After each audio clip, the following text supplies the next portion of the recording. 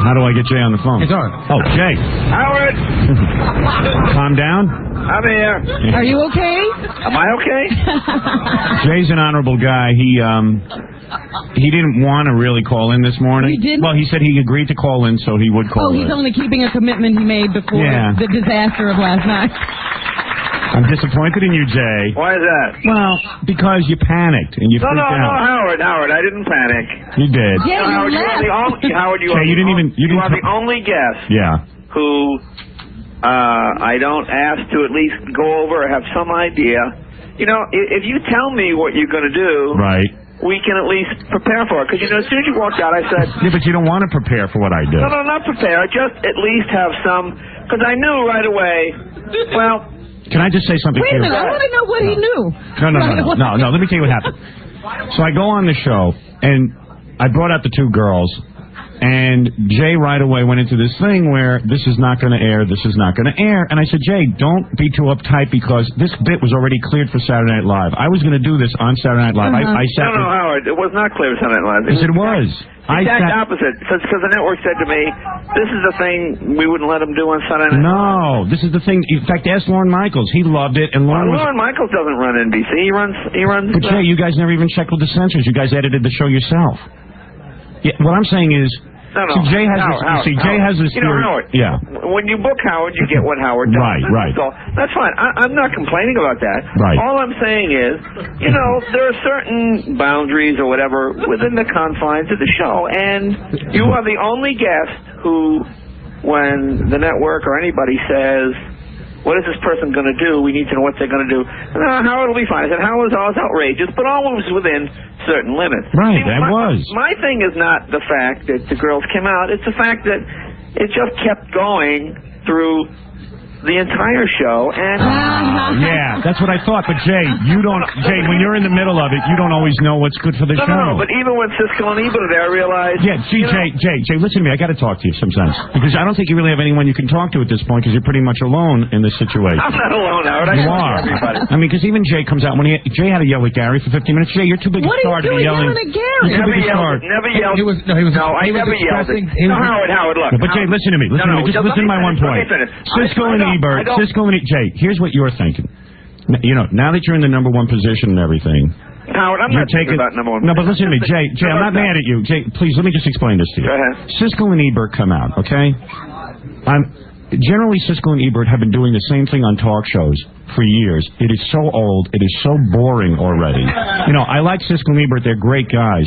But everyone who turned to me and said, oh, my God, Siskel and Ebert were so inappropriate. They're sitting there talking about casino. This is a wild thing going on. Let's get into the spirit of it. Have some fun. If those girls started messing around with Siskel and Ebert, the audience was... the only person not loving it was you. Well, and then like, you know, Howard, we disagree, and that's fine. I'm telling you. But Jay, when you're in the middle of it, you start bumming out because you felt like you were losing control. But so what? So for one night, the Tonight Show it wasn't Tonight Show in control with Jay Leno. It was the Tonight Show out of control with Jay Leno. What is the big deal about that? Forget about the lesbian kiss and forget about the spanking and stuff. I'm just saying, Jay, so what if control had been lost and Siskel and Ebert couldn't get to their stupid review of Casino? No, it's not a matter of control being lost. It's just a matter of...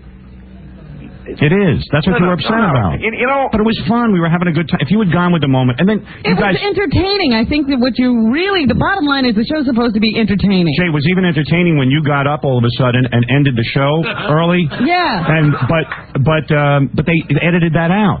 They should have ran that. That was interesting. It's not what we do. Oh, but Jay, so what? But Jay, you got second of all is. I invite you on, and that's fine. Right. And I take the heat for what you do. No, you don't. No, you don't. How can they blame you for what I did? Yes, you do, because then you go on and you later say, oh, I yelled at Gary. You know I didn't yell. I took Gary aside, and what I said to Gary was, I'm just a little disappointed that certain parameters were not... Why? But Jay, wait a second. Listen to me. Howard, it's okay. No, it's not. I know you're upset with me because you wouldn't even look at me or talk to me afterwards. I mean, I know the you know what it is, too. Yeah. You were mad. No, I didn't do anything. All I did was... Let me finish. You know, Howard, I like you. And when I come into the dressing room, I talk to you. And for a minute there, I see you without the sunglasses, and I go, hey, how you been? Right. And we have a nice talk for like... It was great. Well, just let me finish for just a second. Yeah. And then, all of your people come around, what we got to do, so I got that. Then, the minute the show starts, right, you come out with shades. I can't see your eyes. I can't see your face. What do you think he's going to do behind the shades? Right, go ahead. I'm sorry. Right. Let me finish, okay? Come out with shades. What I'm talking about, I'm just talking about... It's the glasses, Howard. Well, all right, never mind. Jay, Go ahead, Robin. Jay, Robin, you got it. Jay, I would have taken the glasses off. Go ahead. No. Go ahead. You're right. All right, I came out. No, you're right. Go ahead. What happened to your sense of humor? I came out. He lost it last night because Jay's starting to think he's Johnny Carson. Can I just say something, Jay? No, I'm not. You're doing better. You're doing better than you did before in terms of the Letterman race. Well, I but never, I won't. You asked me. Jay, all right, go ahead. My opinion. All right, go ahead. Robin's got it all. No. Come on, Robin. Let Jay talk. Let Jay talk, please. It's just a matter of coming out. I just thought we would talk about something for at least a second of it, or at least a minute of it. Because I realize at this point, when you come on, you don't really need me there. Right. So is that why you're doing, So what? So for one night you could have laid back and let me do my thing, and you did. You were great last night. I think you do it up to a point. But why analyze what I do? I don't analyze what you do. Well, yes, you do. You do. No, I don't. It was fine. You're doing it now. I mean, but wait a second, Jay. You're saying it was fine to a point. You're sitting analyzing. Meanwhile, what I'm saying is, you know what, Jake? Bottom line is this: every time I'm on the show, afterwards, I was just a little disappointed because I realized the minute the whole thing started with the girls, boom, editing started that second. No, in your mind it did, and then you should have gone. Not in my mind, because I saw the booth go. I got signals from the booth. I realized, okay, I can't have fun and enjoy myself with Howard. Yes, you could have. I have to start thinking about where the edit point is. No, because Jay, you're doing. No, can I just say something? Howard. A career advice from coming from a lunatic, but here's my career advice for you. If you're the guy on the show sitting and worrying about editing, producing, directing, and everything else, you're never going to have fun on your show. Howard, I have fun every day on the show. No, and I have a great show. I have the time of my life on the show. No, but I'm telling you, Jay, it's not going to maintain. Listen, Letterman is right there behind. I mean, yes, you're a couple of points. You're a tenth or 2 points ahead of Letterman. It doesn't mean anything yet. I'm not talking about it. And the reason I love your show and doing your show, I told you this last night in the commercial, is because you were really mixing it up in the beginning. And the idea is not to get more conservative. The audience loved it last night. The television audience would have eaten it up. And quite frankly, Howard, did you see it? Howard, did you see it? No, I didn't see it. We didn't shout that much. No, you took tons of stuff. There was a whole spanking. Did you guys see any spanking last night? Did you guys see any licking on the neck last night and all that stuff? And then Jay had a panic attack at the end. It ended the show early and wouldn't look at me. And it was great, but it was all edited out. And I think, Jay, it was great television. I don't say it was. It was everything what happened today with Madonna saying the F word. It was everything with Drew Barrymore jumping up on the desk. It was every bit as great as Fart Man at the MTV Awards, where I walked out afterwards and everyone hated my guts, and then that's the only thing they talk about for years to come.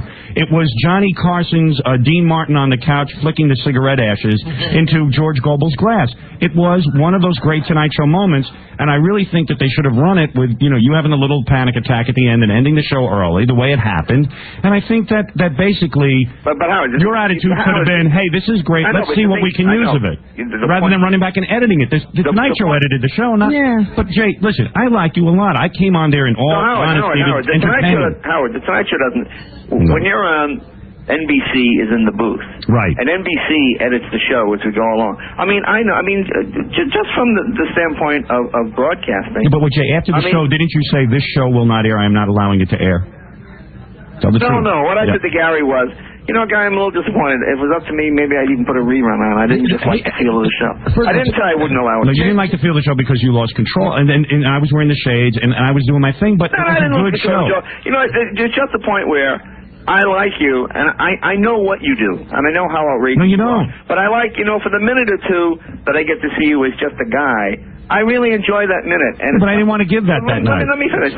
Right. At some point, I'd like to have you on the show and just be that guy for a second. Because when people say to me, why do you have that guy on? He's crazy, he's gross, he's obscene. I say, I like Howard. When I sit in the dressing room and I look at him, I know he's a guy I know he's outrageous and crazy. But Jay, I've given you plenty of performances where you and I have sat and talked and mixed it up. This was different. I came on with 2 girls. We did the first, Tonight Show lesbian kiss.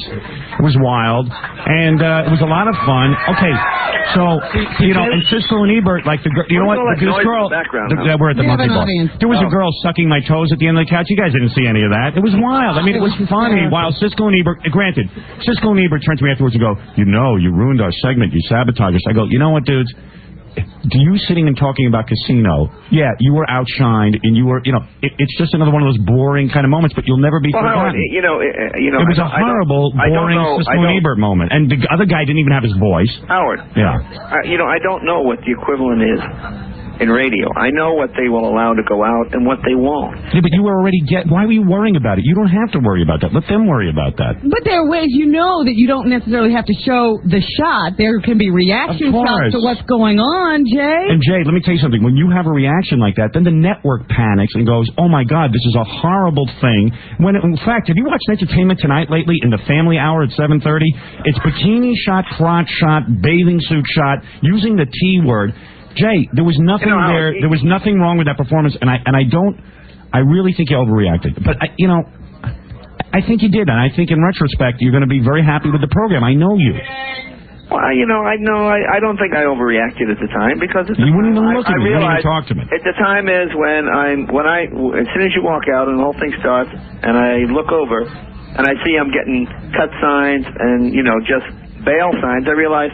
Well, what do you do now? You have essentially a live show, and we got to start looking for other shots. At any point, did you get aroused from the girls? Nah, didn't do anything. Didn't do anything. Two dogs in the park. Hey, Howard, Jay's right. Jay didn't yell at me. He just expressed his disappointment. For 15 minutes. Why is Jay talking to Gary Dell'Abate after a show? What good is that going to do? You know what was upsetting to him that surprised me? Yeah. What was really upsetting? That I S'd in his house. No, you know the bit that you did with the books? Yeah. First of all, he heard that one of the people, somebody walked out of the show, and that's upsetting. Yeah, an old bag walked out of the show and said, Leslie, and I know your whole theory is it's a family show and all this, but you know what? If some ignorant woman who can't stand two women kissing has to walk off the show, I mean, I'm not tame. I've been on the Joan Rivers show, people have walked out. I've been on the Arsenio show, people have walked out. No, you were thrown out. I was thrown out of the Arsenio show. Howard. Say, I mean, you don't have me on if we're not going to have some fun. Howard, I didn't say I wouldn't have it. Did anybody say I don't want the guy back? I don't want him. No, I know that, but you were mad. I know you were mad at me because you wouldn't even look at me. But that's how you were after the first time I was on. What I'm saying is, we are what we are. You're your way, and I accept that. I'm my way. All I'm saying is, it's at some point, I think you didn't want to come to me and tell me what you wanted to do on the show because you thought I'd shoot the whole thing down. Of course you would. Well, I would have shot some of it down. Yeah, but I didn't want to... to me, the idea that, you don't understand what was great about the show. It wasn't that you said... It wasn't that you said... What was great was that you totally lost it, and that was the idea, and you didn't even show it. You edited it out. He wouldn't have had the reaction. He wouldn't have had a real reaction. Jay, after the kissing, you were like a guy who lost his composure, which was great. It was totally out of control. Your reaction was so beautiful that it was so natural. If I had told you about it in advance, you never would have had that reaction. You would have been all set for it. You had your comebacks and all that. Yes, I don't quite get it. I mean, Oswald didn't warn Kennedy. Kennedy had a great reaction to it all. Yeah, and look what happened. Imagine if he had warned him, we would have had that great president. Right. That's a good analogy. Yeah, thank you. So, Howard, one of the things that Jay found most upsetting that I was a little surprised about was when you did that bit with the Bible. The Bible. Yeah, and I didn't say anything bad about the Bible. No, that was Jay. Jay wanted to grab onto lots of things last time. But did you notice that you were throwing books away, and when you put the Bible down on the desk, Jay moved it to the fact that he was afraid you were going to throw the Bible on the floor. Oh, please, would I ever do that? Howard. I mean, I would never do that. Howard, I don't know what you're going to do. A book of fairy tales. So, let me tell you something. Jay, I really do. Jay was defending everything last night. Jay, I really love you and everything. You're a really nice man. And the thing is that it's not that I'm mad. I was just disappointed that you didn't run what happened last night. That's all. You know what was really funny? So if you took out the spanking, I don't care. I was a little disappointed too. Yeah. But nobody ever deals with what's really going on. Yeah. There was a moment at which you had been really lectured, I guess, because all of a sudden you came back, the two girls were sitting next to you, and you were sitting there with your hands folded like a little boy in school. I got yelled at. Nobody ever tells you what just happened. I know, and then I got on and I tried to say, hey, Jay. Well, to me also, I thought at one point it'd be, okay, the girls do the thing. Well, Jay did say to me, why don't you get rid of the girls? And I said, no, because what I wanted to do when Siskel and Ebert came out, I wanted to mix it up with Siskel and Ebert, have the girls crawl across Siskel and Ebert, and everything that was going... I just found them so annoyingly distracting. Of course, because you wanted to have Siskel and Ebert do that boring repartee. I mean, for your first segment, fine. the spanking thing, we go to commercial, we come back, and I'm going, they're still there. Yes, so what? But Jay, you They were just like annoying artists. That was the idea. Why did you say that? Why couldn't you say that on the air? Because he was, I'm telling you, he was so pissed off. That would have been great. Howard, get rid of those girls. Yeah, it would have been great, but Jay was so mad at me, he was hardly talking to me. And then he says to me, I wasn't mad. Howard, you were so upset. You wouldn't even look at me, Jay. It's not mad. It's like, this is like nowhere. No, but you want to have a real conversation about Howard, look, I'm having a problem with the girls. I don't want them on the show anymore. And Jay, right on the air. Howard, you wouldn't have done anything about it. No, but that would have been funny. It would have been a great moment. What I'm saying is... Meanwhile, your band leader was loving it. I'm sitting there watching you during the commercial breaks have these negotiations, wondering I don't care about the conversation you had on the air. I want to know what you're talking about off the air. Well, I don't know. It was just really weird. And I feel, Jay, after the show, I mean, you're probably a lot calmer now expressing the same sentiments, but I think that you were really angry at the way you felt Howard had mistreated you and insulted the show. Yeah, he felt that he said I came in. I'll go with that. Jay said I came into his house and S in his house, and I'm like, Jay, all I ever tried to do was just come on and be me and have some fun. Howard, where did that quote come from? It was, Jay, I thought I heard something to that effect. I didn't say that. You said he comes to my house. No, I said what I said to you was, I just felt it was being disrespectful. I said, you come into my house and treat it in a way that people don't do. You know, I mean, everybody has different ideas of what's funny. Some of it is, some of it isn't. As I said, I like Howard very much. I would not accept that type of... So what actually ran last night? From any other guest. Right. What I'm saying is, I go... Jay, can I just give you some advice? I go to my bosses and I defend what it is. Jay, there was a certain sort of energy last night that was great, and maybe not all of it was the best energy in terms of your reaction and all that, or my reaction, but it was real and it was fun. And I mean, it was real and fun to a point. What I'm saying is, but you can't evaluate that. You know what it's like when those phony phone callers call up Larry King, and then he gets on, he starts lecturing, and goes, there's never a right time for these phony phone. This is not the right time for these phony phone calls. A very serious discussion tonight on AIDS. That's precisely why it's funny. And it wasn't funny to you, but it was funny to everyone in the audience. You were the only one bumming out. The only person in that crowd that was bumming out was you. And the whole thing is, Jay... It's my show. Jay, you loved that reaction when Linda Ronstadt came at me. I wasn't expecting it, and that was a real moment. The only reason you loved it so much, it wasn't you. Yeah, but you know what? You had that reaction to Howard last night, and you walked away from it. Robin, you should have pre-planned that with Linda Ronstadt. I just felt it was the same thing. Yeah. No, you've seen that? Something, but you didn't react when you should have reacted. You walked away, and you did it in the commercial breaks. Yeah. All right, that's fine. I'll take that. Meanwhile, Warren Littlefield called me and asked me for the girl's phone number in the hotel. I mean, he was thrilled. But, Jay, look, let's leave it like this.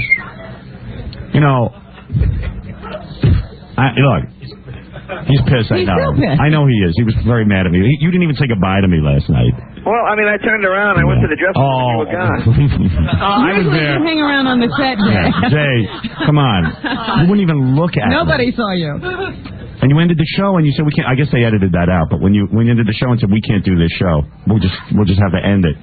Well, yeah, he walked over to the band. It was great. It was great. It was just so great. Yeah, it's all right, I guess. Yeah. Oh, Jay, it was wonderful. I mean, it's not. And then the whole time I'm on, Jay's saying to me in the breaks, he goes, Dave wouldn't let you do this stuff. Dave wouldn't let you do this. I said, screw Dave and what he lets me do.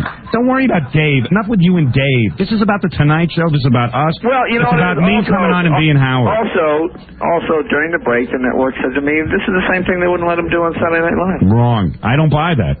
That's not true. I'm not telling you what to buy. They told me they wanted me to do it. They loved it. I'm just telling you, well, why didn't you do it? Lorne Michaels came to me and said it was great, and he wants to do it. And I said, no, I'm going to do it on The Tonight Show where Jay will react to it, and I don't want to sit there and pre-plan the whole thing. And I'll tell you, and I did it on The Tonight Show because I felt it would play better on The Tonight Show. A reaction makes a big difference in how a bit plays, Jay. Yeah. If you act like it's the end of the world, it'll look like the end of the world. Well, the network guys go, oh, my God, it's the end of the world. And Jay was uncomfortable with it, and therefore we have to cut it. If you had not been so... It's just a matter of you can't change human nature. You're comfortable with some things. No, but you're I'm not complaining about that. It was fine that you were... Jay, it was fine you were uncomfortable. But why couldn't you even say it? Howard, I'm uncomfortable with it. I don't know why he can't. He was just like, he was not even talking to me. And Well, I realize it wouldn't be talk. It was just sort of. It would be talk if you were talking. And I hate when people come on with sunglasses and they can't read the face. Yeah, I know. It's just so weird that, the Tonight Show has been calling me for a year to come on the show. Please come on the show, which is very complimentary. Go on the show, and they go, we need the wild man of the air. I go on, and everyone just panicked, which is great. That's wild, and that's out of control. And Jay's I think you ought to rerun the show tonight and run it the way it ran. Yeah. I mean, edit out the spanking if that's too much, which I didn't. I thought it was done okay. You didn't even spank her. I know. I gave her a tap. I mean, run the show tonight the way it was supposed to run, and when you got pissed off and ended the show early. People are beating the crap out of their children at home. Howard, if you take a look at the tape, not that much has changed. The thing ran in real time. Did it? We didn't add. Did you put that new fake ending on, or did you? No. Everything you said is in. The only thing that is different is camera angles are not there. You know what kills me, Jay? But there's no. You guys are going to rerun that show for history, and if the camera angles, and you know what, you're even going to put in back some of those shots, I believe, because you're going to come to your senses and realize it wasn't that horrible what I did. It was funny, and that's the bottom line. The Tonight Show was out of control for a night, and it was different. God forbid it should be Look at monologue. how long we're talking about. It should be monologue bits, and then Jay comes out and does an interview, and everyone behaves. No, it was monologue bits. Howard comes out, all hell broke loose. Jay was upset. If you look at the tape, you'll see nothing is taken out. All right. The only thing I haven't seen it. I haven't seen it yet. But can I ask you? Why don't you take a look at it and then tell me what you think? Howard, can I ask you a question? Go ahead. Jay, you know that segment with Siskel and Ebert where Howard was on the couch with the girls? Yeah. And you weren't showing the girls at all. They never went to a shot of the girls. Right. But you heard all this reaction. Don't you think that people thought that what was going on was so much worse because you couldn't see it? I mean, there was nothing going on there that couldn't be shown on network television. I'm telling you, when Jay panicked, everyone got panicked. But it appeared that you were up to so much worse because we couldn't see it. Well, it was terrible because Siskel and Ebert had to review Casino. I mean, And tell us what movie is I was just looking for something then to get a word in edgewise, and I realized it wasn't. So what if it didn't? So, Jay, it was still a fun show. It was a show that people wanted to see. It was something different on The Tonight Show for one night. Out of 365 nights, it was one night it was different. Oh, my God. Wow. I don't know. I just think there was a total overreaction. I didn't know what to say to you, and you weren't talking to me, but I'm glad we're talking now anyway. We'll talk, Howard. Howard, we've been friends for a long time. We go back, 1980? See, now Letterman's getting hungry. He would have died for that last night. Between you and me, he would have died for that last night. Howard, we go back at least 15 or 16 years. I know. Yeah. I know.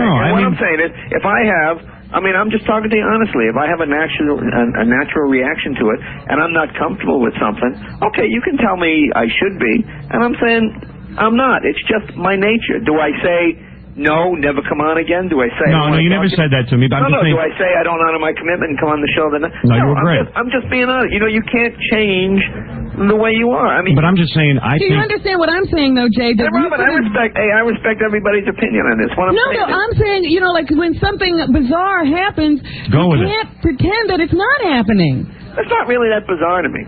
You know what? Next time I'll wear a straight jacket. It is bizarre when a guest comes on and you get angry at them. That's bizarre. And you could have dealt with it. I like that. I wish you would have thrown me out of there. That's what I'm talking about. I wish you would have just said, ladies and gentlemen, I'm asking Howard Stern now to leave. I cannot conduct my show. The audience is too crazy. You couldn't have done that. But what would have happened? It would have been great. Whatever happened wasn't even shown. Jay actually ended the show and said, I can't go on. Good night. I wish I could see that on TV. Howard, that's on. It is? Yeah. Oh, good. Okay. It is. Yeah, because the crowd was chanting my name and everything, and all hell broke loose. And then I was take a look at it and see. All right, Jay. Howard, it's another chapter. Another chapter in our history. In our continuing saga. All right, don't be so uptight. Oh, I'm not uptight. All right, and don't worry about some old biddy walking out. It's okay. It's okay. You didn't do it. I did it, and you expressed the proper concern over it. Or even address it. Howard, I got people walking out. I got to stop this. I'm curious. Does anybody have the overnight ratings yet? I'm sure they're pretty good. But you know what Jay's now rap is? I don't need the ratings. And this was Jay was saying this. He I don't need doesn't want to do No, that. that's not. Can I be totally frank? Jay, listen to me. Yes, you're beating Letterman now. Yes, you're beating Letterman now, but Letterman can come back. And just listen, hear me out. Believe me, Dave will come back. Don't worry about it. Well, I don't know about that. I'm not here to. I'm saying both you guys are in a ratings battle. And when something different happens, I think it's good for the Tonight Show. It doesn't have to be the same thing every night. It doesn't have to be. So let's say you weren't happy with my performance, but maybe you let the moment happen or show it for what it was worth. I did let the moment happen. I know you were pissed, but... I can be pissed. That's fine. I know. I did let the moment happen, and believe me, if I didn't want the moment to happen, I would have demanded to know what was going on before the show even started. But I don't. All right. Listen, I'll let you go. I know you must be tired. You know. I know I'm exhausted. I want to tell you everything that I thought about it without you on the phone. We want to talk about you now with you not here. Yeah, Jay, I got to go. Trash me now for the next. No, I'm not going to. Jay was concerned that I was going to trash you. No, I'm not going to trash you. I'm just going to tell you that what happened and what happened from my viewpoint. Yeah. We're two different people. Right. I respect. I don't think we are two different people, by the way. I think you're a lot different off the air. And I hope, I think you have dirty, filthy thoughts. You're probably into some kind of bondage situation. That's what it is. That's what I'm doing right now. I bet. That's why Mavis wasn't there last night. She's tied up at home. Yeah, exactly. I bet you're nude right now. Well, Jay, whatever I did, I sincerely did because I thought was funny, and I thought that you were going to go. I thought you were going to love me for it. Howard, that is your saving grace. You should have joined me on the couch with the girls. You know, Howard, if I thought you did it to be anything else but funny, you wouldn't be on the show. Yeah, maybe I'm just not that talented. I mean, when we disagree on maybe what's funny and what's not funny. Right. But as I say, when for the 2 seconds that I get to talk to you normally, not on the air, I really enjoy that. And at some point, I'd like to do that on the air. Okay. But, Jay, you were trying to take, I got to make this He's trying to direct me into what he wants. No. The point is, when you did ask Howard a question, what was it? What is this about you running for president? Yeah, they went into this president thing. That's not the conversation you want to have. You should have said, I don't think this is funny. All righty, you guys. You need us to produce your show. That's what I need. Yeah, we could do that every night. Alrighty, Howard. We should do a show every night where I get on with Jay and just freak him out and see how he handles it. Howard, I'll see you when we're in New York. All right, Jay. Thanks. All righty, guys. All right. Bye-bye. Bye-bye. Yeah. You guys have no idea what a fiasco. I got to tell you everything that went on. I got to tell you everything that went on. Jay said, I know you guys are going to trash. I'm going to call in and do damage control. All right, we'll be back right after these words. Showers, even a few wet flurries. High today, 48. Clouds mixing with a little sun for tomorrow, and the high, 54. That's my latest forecast. Animal rights activists free 70,000 cows. It's the Onion Radio News. I'm Doyle Redland. The Radical Animal Liberation Front swept through Wisconsin today, releasing thousands of cattle into the wild. ALF spokesman Ross Kreutzmann. Animals should not be held captive by humans. So this was a wonderful, glorious liberation. Although we were a little disappointed at the cows who wandered back into their pens of their own free will. Area police have been flooded with reports of cows hit by cars, falling off bridges, and drowning in rivers. The cow release is the highest profile act for the Animal Liberation Front since 1996, when the group released 3 million chickens into Yosemite National Park. Doyle Redland for the Onion Radio News. Pick up the Onion at your newsstand or visit theonion.com. Nicoderm CQ is here so that when you're trying to quit smoking, nobody will tell you, I think I liked you better smoking. Nicotine cravings can turn quitters into bad company, but CQ helps calm those cravings. And you can wear it 24 hours, so the medicine's always with you whenever cravings may come. Nicoderm CQ, the power to calm, the power to comfort, the power to help you quit.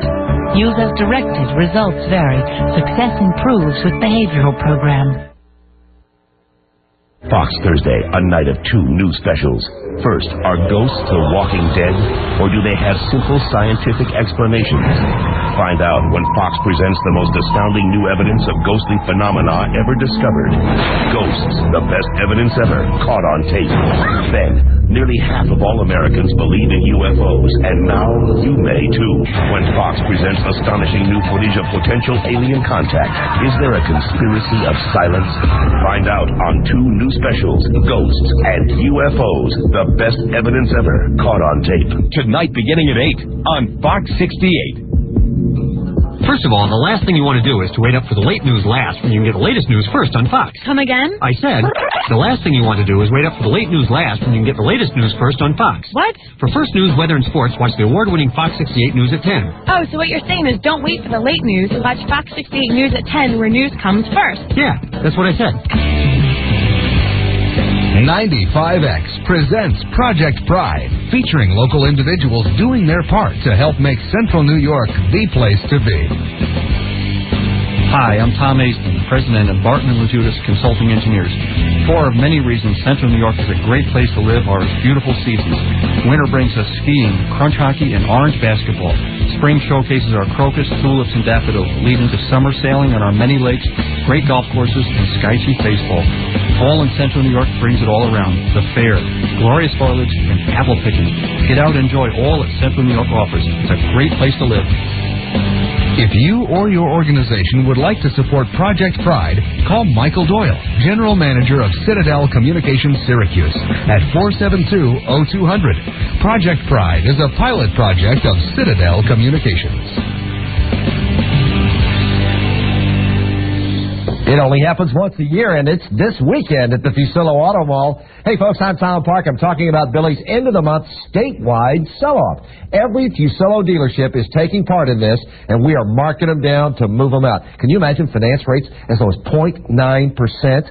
We have used cars as low as $39.99. Factory buybacks are everywhere. In fact, 1999 Plymouth Breeze, Dodge Stratus, Contours, Mystiques, and even brand-new 2000 Rangers are as low as $99.50 during this statewide sell-off. If you're looking for a truck, you'll not find a better Ford selection in Central and Northern New York than right here this weekend at the Fusillo Auto Mall. Couple that with a great Chevy truck selection, a Dodge truck selection. Minivans are everywhere. In fact, we have 1997 to 99 minivans starting at $10,995. I could go on and on. The key is you need to be here this weekend. Take Route 81 to Exit 41 to Route 11 and Adams. Get the financing you want as well. It's all at the mall, the Fusillo Auto Mall. Okay, Lennon Jewelers, take one. The next time you get a jewelry store flyer in the mailbox or find one in the Sunday paper, bring it with you and come to Lennon's Jewelers.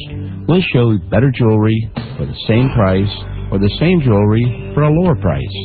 Take your pick, because no matter what you want, I want to be your jeweler. Not too bad, Red, but I think you can do a little better. From the top now, Lennon Jewelers, take two. The next time you open the mailbox and find one of those color flyers from a jewelry store or see one in the Sunday paper, bring it with you to Lennon's Jewelers. We'll show you better jewelry for the same price or the same jewelry for a lower price. Take your pick, because no matter what you want, I want to be your jeweler. Bingo. Lennon's Jewelers, located in Syracuse at the Great Northern Mall, at the corner of Erie and East Genesee and DeWitt, and in New Hartford on Commercial Drive next to Red Lobster. Saturday, 1400 hours, Army Reserve exercise. Your unit must locate a new water supply for a small town. In under 2 hours, water from a lake is treated and made safe to drink.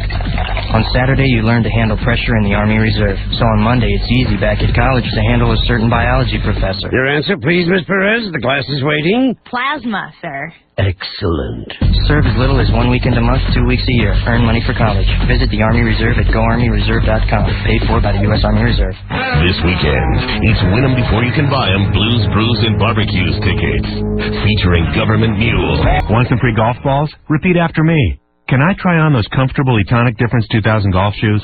I know, what the heck do golf shoes have to do with free balls? Trust me. Go to where you buy golf shoes and say with some real conviction, can I try on Etonic Difference 2000 golf shoes? Try them on and get a 2-pack of Strata golf balls for free.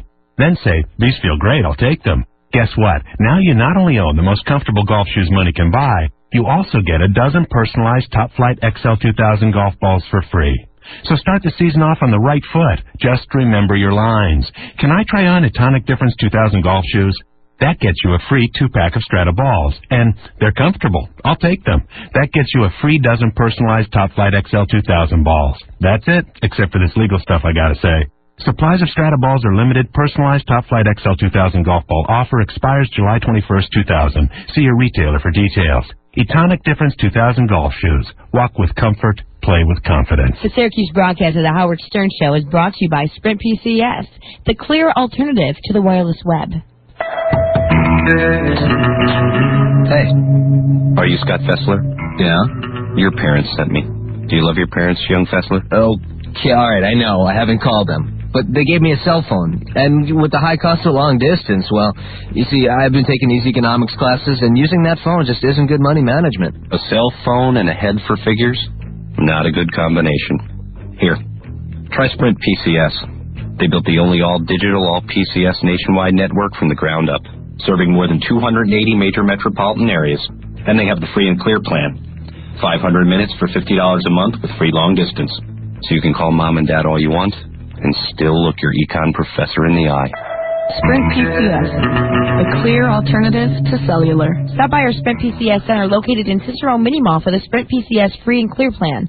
Right now, get 500 minutes for just $50 a month with free long distance. See printed material for detail. Soundcheck is now on the Internet. Soundcheck is now on the Internet. What did you say? Go to Syracuse.com every Sunday night at 8. The best rock around can be found right in your own backyard. I cannot believe it. And on the World Wide Web. From Syracuse Online and 95X. It's post time, Hardest Racing fans. Remember, Vernon Downs reopens Friday night, April 28th, with approximately $1 million in improvements. Vernon's new management invites you and your family to join them for the start of a new era of racing at the redecorated Racing and Entertainment Center, where everyone can enjoy a hot dog and soda for just $1 each. Or dine in their completely renovated trackside restaurants. Call and make your reservations now. And NASCAR fans can experience either live racing as they sit behind the wheel of Jeff Gordon's authentic simulator, or work in a pit crew racing against the clock in an exciting tire-changing contest. Don't miss this special event. Vernon Downs will never be the same. It all takes place Friday, April 28th and Saturday, April 29th, opening weekend at Vernon Downs. For more information and a list of other upcoming special events, visit their website at www.vernondowns.com or call 315-829-2201. That's 315-829-2201. Take Thruway Exit 33 or Route 5 to Route 31 South in the all-new Vernon Downs. A winning combination once again. Trucks. You want trucks? FX Caperi Chevy, Old Buick, in Pulaski has them. 2-wheel drive, 4-wheel drive, long bed, short bed, SUVs, extended cabs, 2-door, 3-door, and more. All priced to sell. Like 2000 Chevy Silverado 4-wheel drive extended cabs, lease for a low $339 a month. That's $339 a month for a new 2000 Silverado extended cab. And we've got many to choose from. Or 2000 Chevy Blazers with all the extras. Lease from only $299 a month. That's 2,000 Blazers for less than $300 a month. Come pick yours out today. And remember, at FX Caperi Chevy Old Buick in Pulaski, we guarantee you a minimum $2,000 for your trade-in towards the purchase of any quality pre-owned vehicle on the lot. So call 1-877-FX Chevy now. That's 1-877-FX Chevy. Or come into FX Caperi Chevy Old Buick in Pulaski today, where you save big bucks on a variety of trucks. Oh, my God. The Howard Stern Show. Hello, my name is Daniel Albresta from Ghana. I drive a taxi in New York City. Back in my country, we don't have a radio man like Howard Stern. We only have very religious people on the radio who only talk about God, peace, and religion. Well, them. Now I have the freedom to listen to the ruler of the American airways, the king of all media, Howard Stern. Jackie, way too many Heineken's Martlink. His 4 filthy Oleo CDs and cassettes are at all record stores, or call 1-800-323-KING. Friday and Saturday, May 5th and 6th, catch Jackie at the Comedy Palace in Andover, Massachusetts. For Jokeland Web Mall and Filthy 3D Jokeman, visit jokeland.com. Man, is he playing it down? Is he big time? He was a lot angrier last night. Please, he was looking at me. He wasn't angry at me. He was angry at you. Yeah, but he's talking to you. And why is a star like Jay Leno, the head of the Tonight Show, why is there no people there to yell at you if you were? Why is the head of the Tonight Show yelling at Gary Dell'Abate? Expressing disappointment. Because he has no organization. Well, no, but he needs a producer there who's going to say, Jay, you don't understand something, Gary. Even I have people in my career who advise me. You're right. He has no one advising him. He has no agent. But that's how... He has no agent. Mm-hmm. He has no manager. He has a guy who books him into nightclubs. He's running that whole thing. He's the director. He's the producer. He's running around. He's in a panic. If somebody there in authority had said to him, listen, Jay, there's some wild stuff going on here. Let's go with it. Just let it play out. Let it play out. We'll run a little long, maybe. Yeah, and we'll play with it. But let's have a real good time. But he's so alone in all of this. And then the second we get off the air, he grabs Gary and he's addressing him in front of everyone for 15 minutes in the hall. But that's the same guy that will call, if he gets a letter from somebody that didn't like a joke, will pick up the phone and call that person himself. Yeah. He wants to be the regular guy. Yeah, which he really is. Well, no, but there's a point when you run a show that you don't have to be, when you're having a tantrum after the show, and then you're going to direct it to Gary Dell'Abate, you don't want your whole staff seeing that. And you don't want to be the guy doing it, because it becomes a story that Jay Leno is dragging Gary downstairs in a stairwell and yelling at him. It was an odd moment. There's no doubt about it. But my whole thing is, that was the show. Right. Jay's real feelings should have been on the show, not in the hall with Gary. I felt that... Did he goof on your teeth? No. But I'm standing there listening to this, and I felt really bad. But I produced Howard's radio show.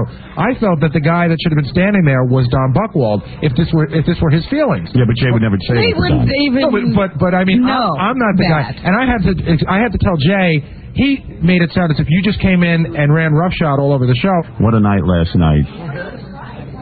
Oh, my God. All right, so let me go through the whole deal, what happened. So anyway, like I said, Siskel and Ebert want to call in. Why don't we just hold them off for a few minutes so I can tell you what happened? Yeah. Anyway, so I decided to do this bit for the Tonight Show with the girls, and I went over and met the girls in the afternoon and everything, and I decided, they had to wear bathing suits where their, breasts weren't hanging out, because I know the network standard. Right, you had them pretty much, they were conservative bathing suits. Yeah. So, and I sneaked the girls into my dressing room and everything, and every time Jay was coming into my dressing room every 2 minutes. Probably looking for something. Yeah, and I just would hide the girls in my bathroom, and their makeup artist, and we'd stash them in there, and they wanted to have a little champagne and some wine. And I stashed them in there. With the champagne? Yeah, because my whole concept was, wouldn't it be interesting to bring out on the Tonight Show these two girls, have them kiss, and see Jay's reaction? Mm-hmm. Let's see what Jay does.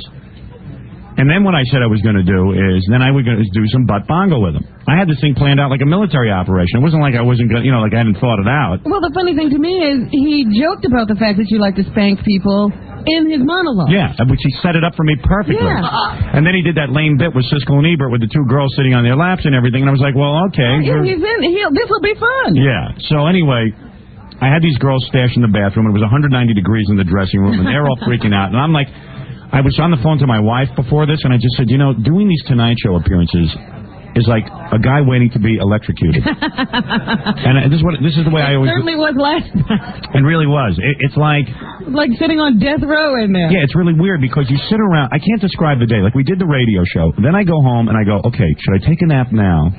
Should I eat now? I got to do the Tonight Show. Am I going to be rested? Am I going to have my voice? And the whole goddamn week, I'm sitting there. I wouldn't even exercise this week because I want to make sure for that stupid 20 minutes on the Tonight Show, I had my voice and I was feeling good and everything. I just ate like a pig, and I said, I don't care. I'm doing the Tonight Show. I got to be ready for it.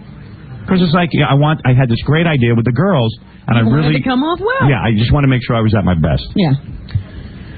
So we get there, and I had run the idea by a couple people, and everybody thought it was going to be killer. You know what I mean? I just knew that it was a home run. Mm-hmm.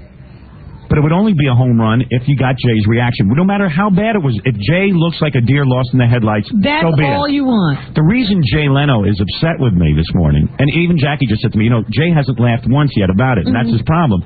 It was a really funny moment, but it was sort of at his expense. Right. Because Jay looked like because he said this to Gary last night. He said, why am I always the fool? Why are you guys making me the fool? But, he immediately sets himself up because he's like, no, I want it to go this way instead of dealing with what's going on. Yeah, it was weird. He said, I'm sick of being, I'm the nice guy, and I always pay for it. Yeah. Now, I don't know. The thing to me was that Jay lost it at the moment the girl started to kiss. Yeah. And he never got back into it. He never recovered. He never got back into it. He was constantly thinking about, that kiss, and he couldn't even figure out what was going on. And whether or not it was how going to be edited. And where to edit. And Jay shouldn't be sitting there worrying about editing the show at that point. He should be worrying about making sure the show is fun. Because I was watching his face after that, and I'm like, he's not even hearing what's going on now. So we go into break after the girls do a lesbian kiss. And what you didn't see on the Tonight Show was, and then I spanked one of the girls, and then I took one of the girls. Did they show her getting across Jay's desk? No. They didn't. Oh, man. He was really losing. I like Jay on the phone. Yeah, I showed everything. Why don't you watch it? All your comments are there. All your comments are there.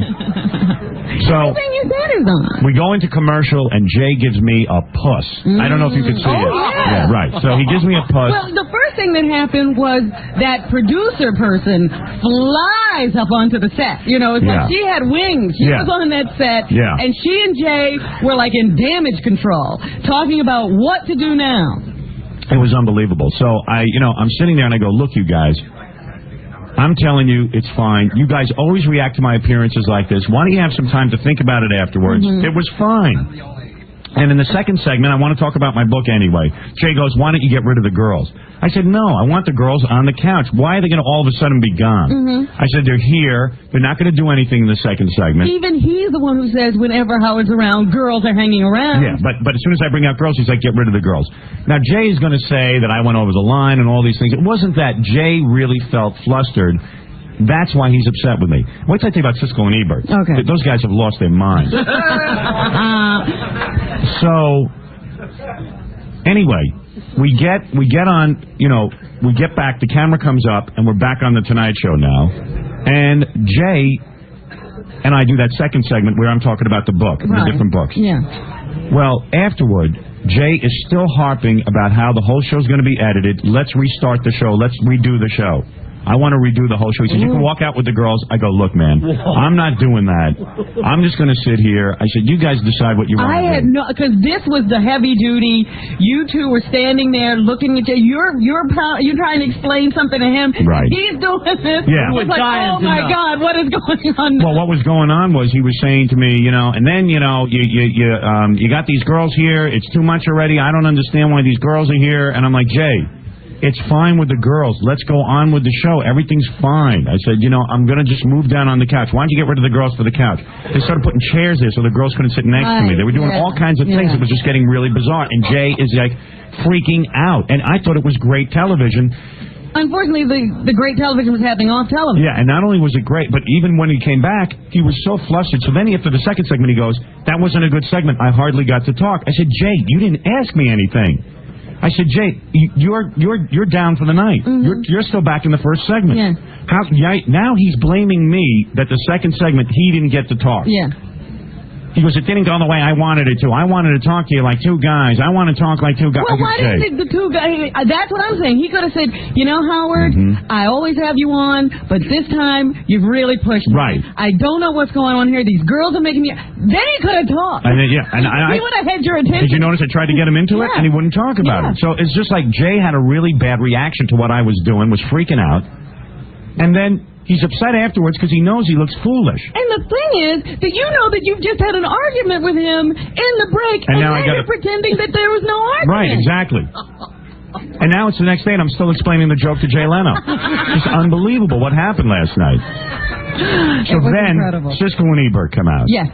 I'm down at the other end of the couch. My shoes are off. The girl's giving me a toe job. Well, the first and thing the audience is going wild. You sat there and you tried to listen to, but they, again, it was like this surreal situation where these two beautiful girls are sitting there around you at the end of the couch, and they're discussing Casino. Yeah, they're discussing Casino. So it's like... Or who's a better critic. Right, and Jay's panicking. So, the girls were going to be all over Siskel and Ebert, but at that point, we just were all over each other at the end of the couch, and the audience is going wild watching us because there's this orgy going on at the end of the couch. Right. So I'm looking at the camera angle up on the monitor, and they've got it closed in tight, so you can hear all this audience reaction, and because everybody keeps turning to look down the couch, but you don't know what's going on. And you have no idea what's going on. So then, the commercial comes. The fat guy, Roger, is not even talking to me. Oh, no. Okay? He's not talking to me. Jay's not talking to me. The only guy willing to talk to me is the bald guy, Gene. Who has no voice. And Gene says, you sabotaged us. You did it, and you didn't have to do this. This time you went too far. I said, Gene, you're out of your mind. I don't know what you're talking about. He goes, how come you had to have these girls here, and sometimes you go too far? I go, Gene, why can't you, for once, get off this reviewing thing? What do you mean? I mean, the same thing over and over again. You had a different situation. Can you give me some more juice on this microphone? So, he says to me, you know I tell you the right thing. I'm your big brother. This is Gene Siskel, who I've met 3 times in my life. He goes, you know I'm your big brother. I go, what are you talking about, Gene? He goes, I'm your big brother, and when I told you what you should do with your movie career, why didn't you say I was right? You know what you should have a documentary. Do you know what the guy's idea? You know how many, about 50 bizarros have pitched me on documentaries? I don't want to make a documentary. I've done that enough. I want to do a movie based on my life. The documentary was happening right there, and everybody bailed out of it. And everyone bailed out of it. There we were shooting a documentary, and real life was going on, and everyone panicked, and Jay edited the whole freaking show and didn't show anything. Jay Leno ought to show the whole freaking show tonight. The other problem was that while all this wild stuff is going on and the audience wants to continue in this fun mode, they now try to have a serious discussion of stupid movies. Yeah, and nobody cares. So why not read what the audience wants? I'm telling you, the only people not having a good time were Fat, Ebert, and Siskel. It was the three of them. Yeah, the three of them. Jay, Ebert, and Siskel. Right. It's funny how, like, this whole showbiz thing goes on. They've been on the show, like, 10 or 12 times, but you never talk to them outside of the show, right? Right. So you're not real. I mean, I'm not friends with you them. as a friend. I know. I mean, I know you like them. I know. They're nice guys. They like everybody. Right. So anyway, he says, I'm your big brother. And he says, you know I'm right about your film career. Why don't you admit it? If they were smart, but they're not right. Sat there, looked at the whole thing, and come out and said, you know, Jay, this time we have to analyze your performance. You didn't handle yourself well in this situation here with Howard. But because they're so uncreative, they were. You know what they did? They called me ahead of time and said, please have Howard watch Casino because we want him to be part of the discussion of Casino. And it's like, you know, dudes, I don't care about. I'm not a movie critic. Well, who gives a rat's ass what I think of Casino? Go see it yourself and decide. I mean, it was just unbelievable. You want to get those two on the phone. Those two are delusional. We're working on it. Unbelievable. I got to take a break. I still have no... Did anybody see The Tonight Show, Rats, or did you see it? Yes. Yeah, just tell me what was on. There was another moment at which I thought you were going to walk out because you then, at the end of the show, when they finally did end the show the second time for real, you got up and walked over to say something to the band. I was like, oh, geez, Howard's really mad. He just walked off. No, I wasn't mad. I was just like, what am I supposed to do? It was the most uncomfortable Nobody end. was talking to you by that point. It was like... this is Ratso Sloman, by the way. Yeah. This was a total takeover of the Tonight Show. Yeah. From the very beginning to the very end. It started out when they brought Uzo, not knowing who she was, down to dance to warm up the people. Yeah. And she did like the most lurid dance I've ever seen in my life. So then what happened? What did they show on TV last night? They showed on TV...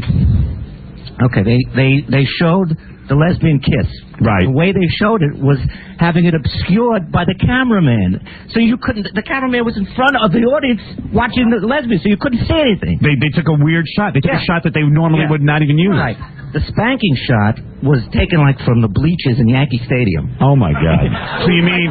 They left in the spanking? You were like a postage stamp. So they left in the spanking? Yeah, but you couldn't see anything. It was like taken from the last It was row. a blimp shot. Yeah, exactly. Yeah, and then what happened? Then what was the rest of the show? Did they show Siskel Ebert and Jay ending the show early?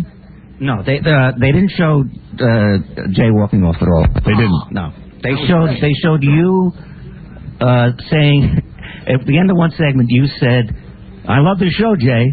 And then at the next segment, you're sitting there with your glasses off like a little boy and going, I'm being good now. Yeah. It made no sense. It made no sense, the whole show. And they really ought to run the Tonight Show that was supposed to run. In fact, why don't they sell it to me? I'll release it on video. I'll sell it for $1 a tape. I won't make any profit on it. good. You know what?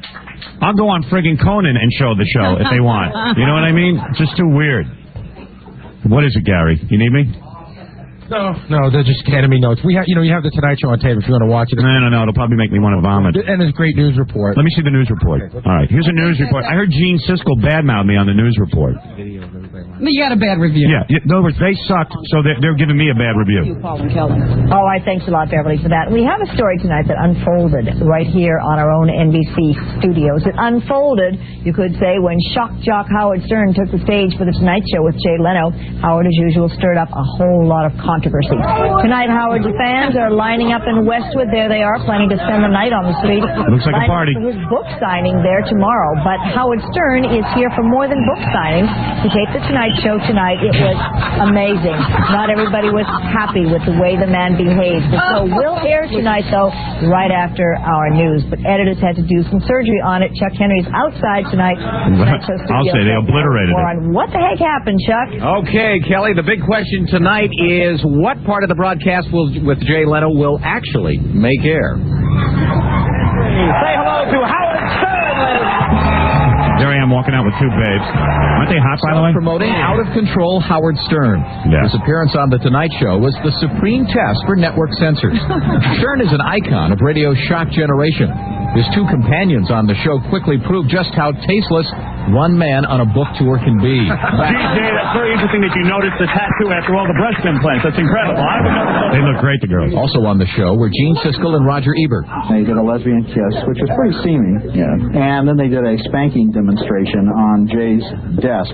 Howard wasn't smart. It wasn't as funny as when Howard was alone. The odd thing is going to be that what they clip is going to, that's what they should have done. On this program and in the newspapers tomorrow, they'll talk about what he did, and it will sound more extreme than it was. I was just going to say, he's got great comic presence sometimes, but this wasn't his best hour. Yeah. Stern's only excuse was that it had been a long day, up since 2 a.m. doing his radio show live to the East Coast from Los Angeles. I'm on Valium and several other medications. That's what I mentioned here. And lots of hype during the day for his book. Welcome to LA! With Stern, nothing seems to be out of bounds. Unlike other guests on The Tonight Show with Jay Leno, Howard Stern had to sneak out of the studio by a side door and then slither into a limo, riding off in the dust. I'm kind of watching all the parental figures sort of get nervous, and we knew they were sweating, and we hoped they were all wearing a strong deodorant.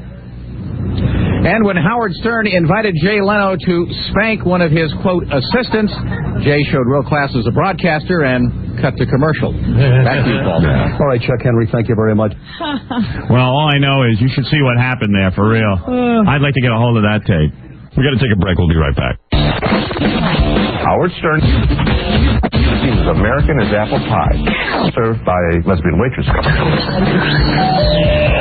95X. I'm sorry, fellas, but I can't wait any longer. 95X, WAQX, Manlius, Syracuse. It's time to pay another member of the 95X workforce $100 an hour. So just relax and on with the show. Just for listening to 95X at work. Hey there, let's put someone else on the 95X workforce payroll. This hour we are looking for Linda Conlon. Linda Conlon at Dunlin Law Firm.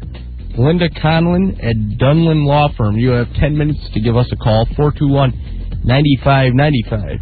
And we will put you on the 95X workforce payroll at $100 an hour just for listening to 95X at work. Here's what you'll hear on 95X today after Howard. Hey, thanks for listening on this Thursday. I'm Roger McHugh. Join me today and every weekday for your chance to earn $100 an hour and qualify for a great concert flyaway trip with a workforce no-brainer.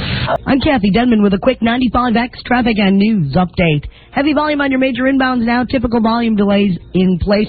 81 South especially slow. Right-hand lane, Hiawatha down to Franklin. This report brought to you by Avon Skin So Soft Bug Guard Plus. Avon Skin So Soft Bug Guard Plus. Deep freeze Skin So Soft. Good for kids, bad for bugs. Call your Avon representative or 1-800-4AVON.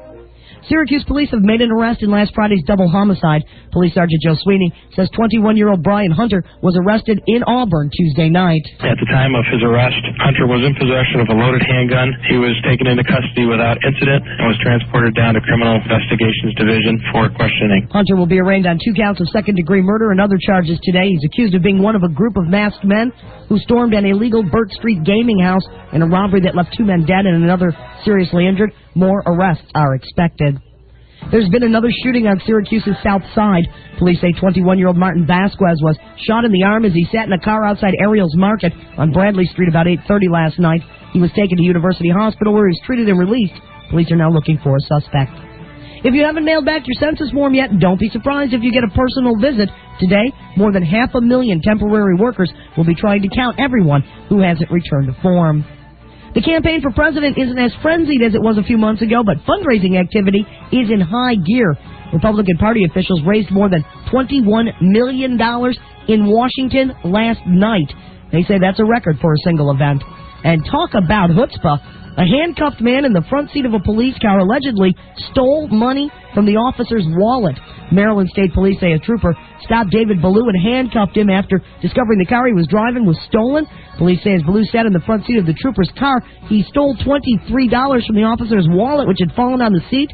Ballou's charged with car theft, DWI, using a false name, and, of course, robbing the trooper.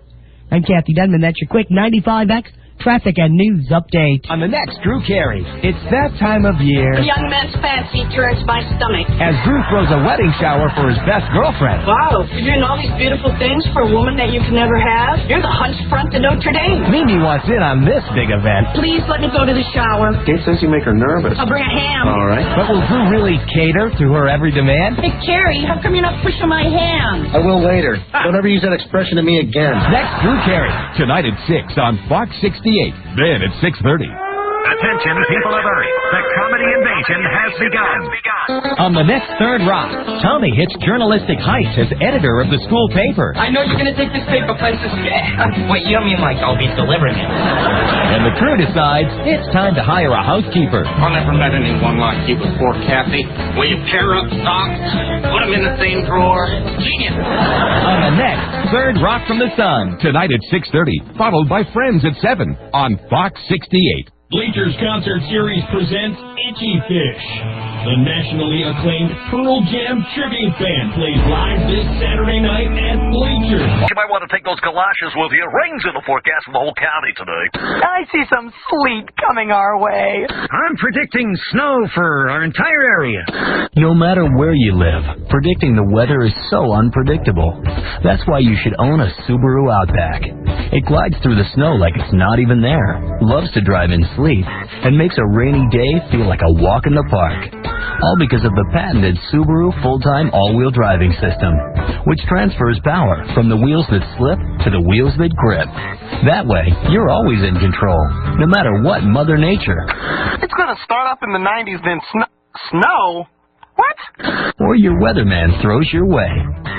Subaru Outback, the world's first sport utility wagon. Stop by your New York Subaru dealer and test drive the next generation Subaru Outback. Still the world's first sport utility wagon. Now, back to the Howard Stern Show. They're all going to laugh at you. Okay, my mom doesn't like that joke either. 95. Hey, turn it up.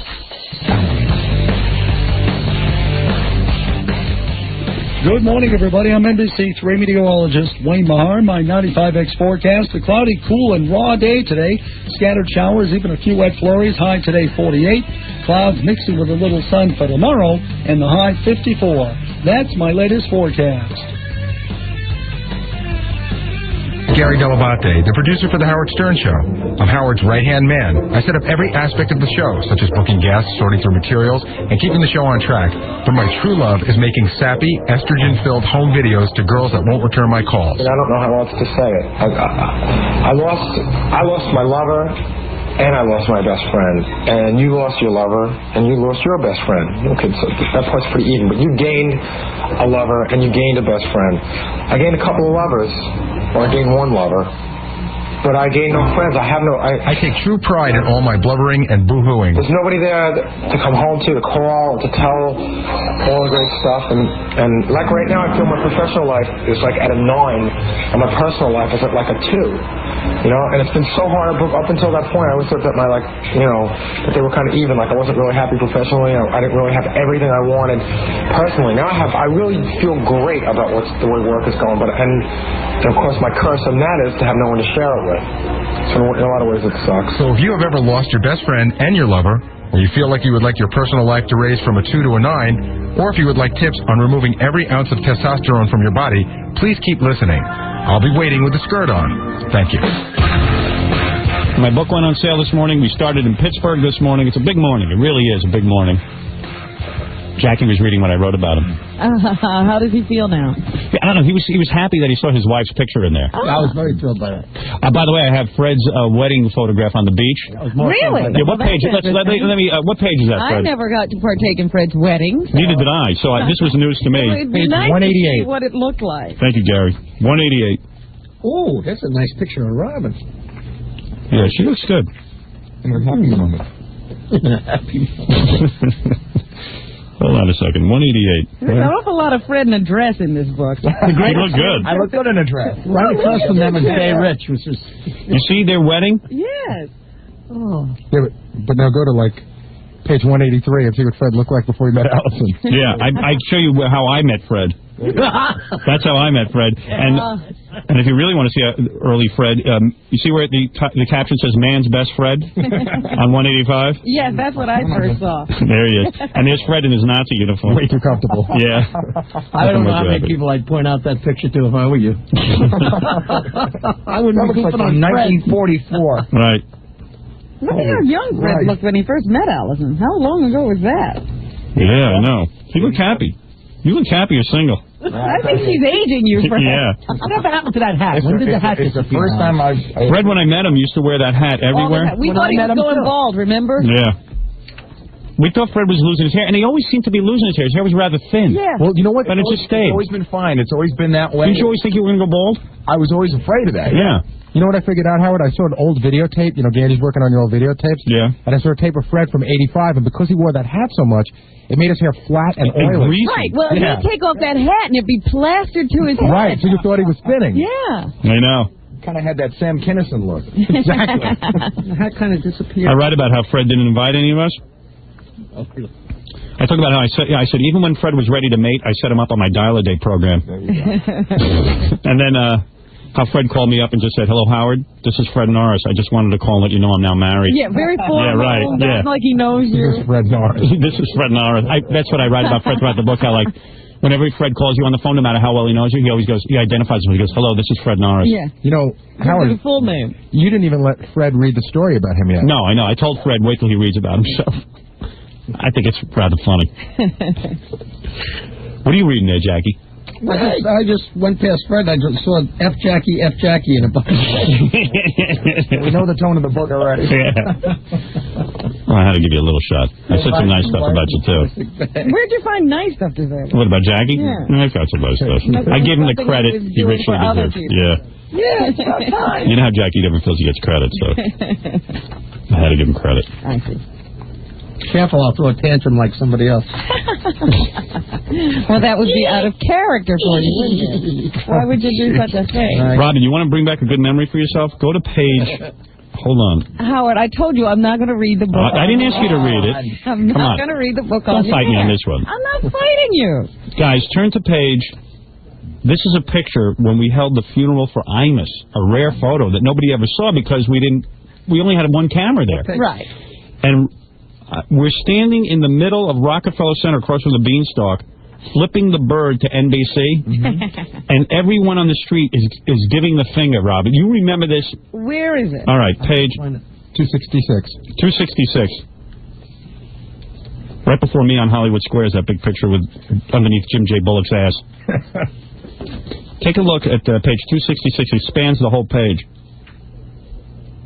Well, actually, the one that spans the whole page is the one before. Remember I was sticking out a limo? Yeah. Take a look at that. Does that bring back great memories? Remember we were in our black hoods? Right. And I was in a nun's outfit, as a matter of fact. I got a shot of you in the nun's outfit. Yeah. Next page. Yeah. Turn the next page. There you are, in your nun's habit. You look kind of cute. The big glasses. Kumbaya. Yeah. You see me doing the Pope thing outside the Pope mobile? Right, yes. Coming out of the limo. Yeah. All right, let's put away the book because we're going to keep looking at it. Princess Naja. I can't get over this picture. Which one? I want to roast Kennedy. Isn't that great? She looks like a bird. I do a whole bad rap on the Kennedys. Yeah. I do an open letter to the Kennedys, how easy they've got it, and they're all critical of me and stuff. When were they critical of you? Remember when that Caroline mentioned me somewhere? I don't remember that. Yeah. Just takes one little comment like that to set me off. Getting a lot of nice faxes. Here's one, Howard. Your new book is absolutely impressive. Your new book is absolutely impressive. There's some more here. Come here, Gary. Could you grab these? Guy says, oh, this is a woman. John is so gorgeous on the inside cover that I'm considering becoming a lesbian. This person was in Cleveland at Walden Books online at midnight. I told you that. That was where the guy went on sale. There's an update as to what happened there in this batch of faxes. F the skulls of the Miss America pageant lawyers. They were just giving them the salute. And this woman makes reference to my mental illness, but I'll wait till you read it out. There's more there. All right.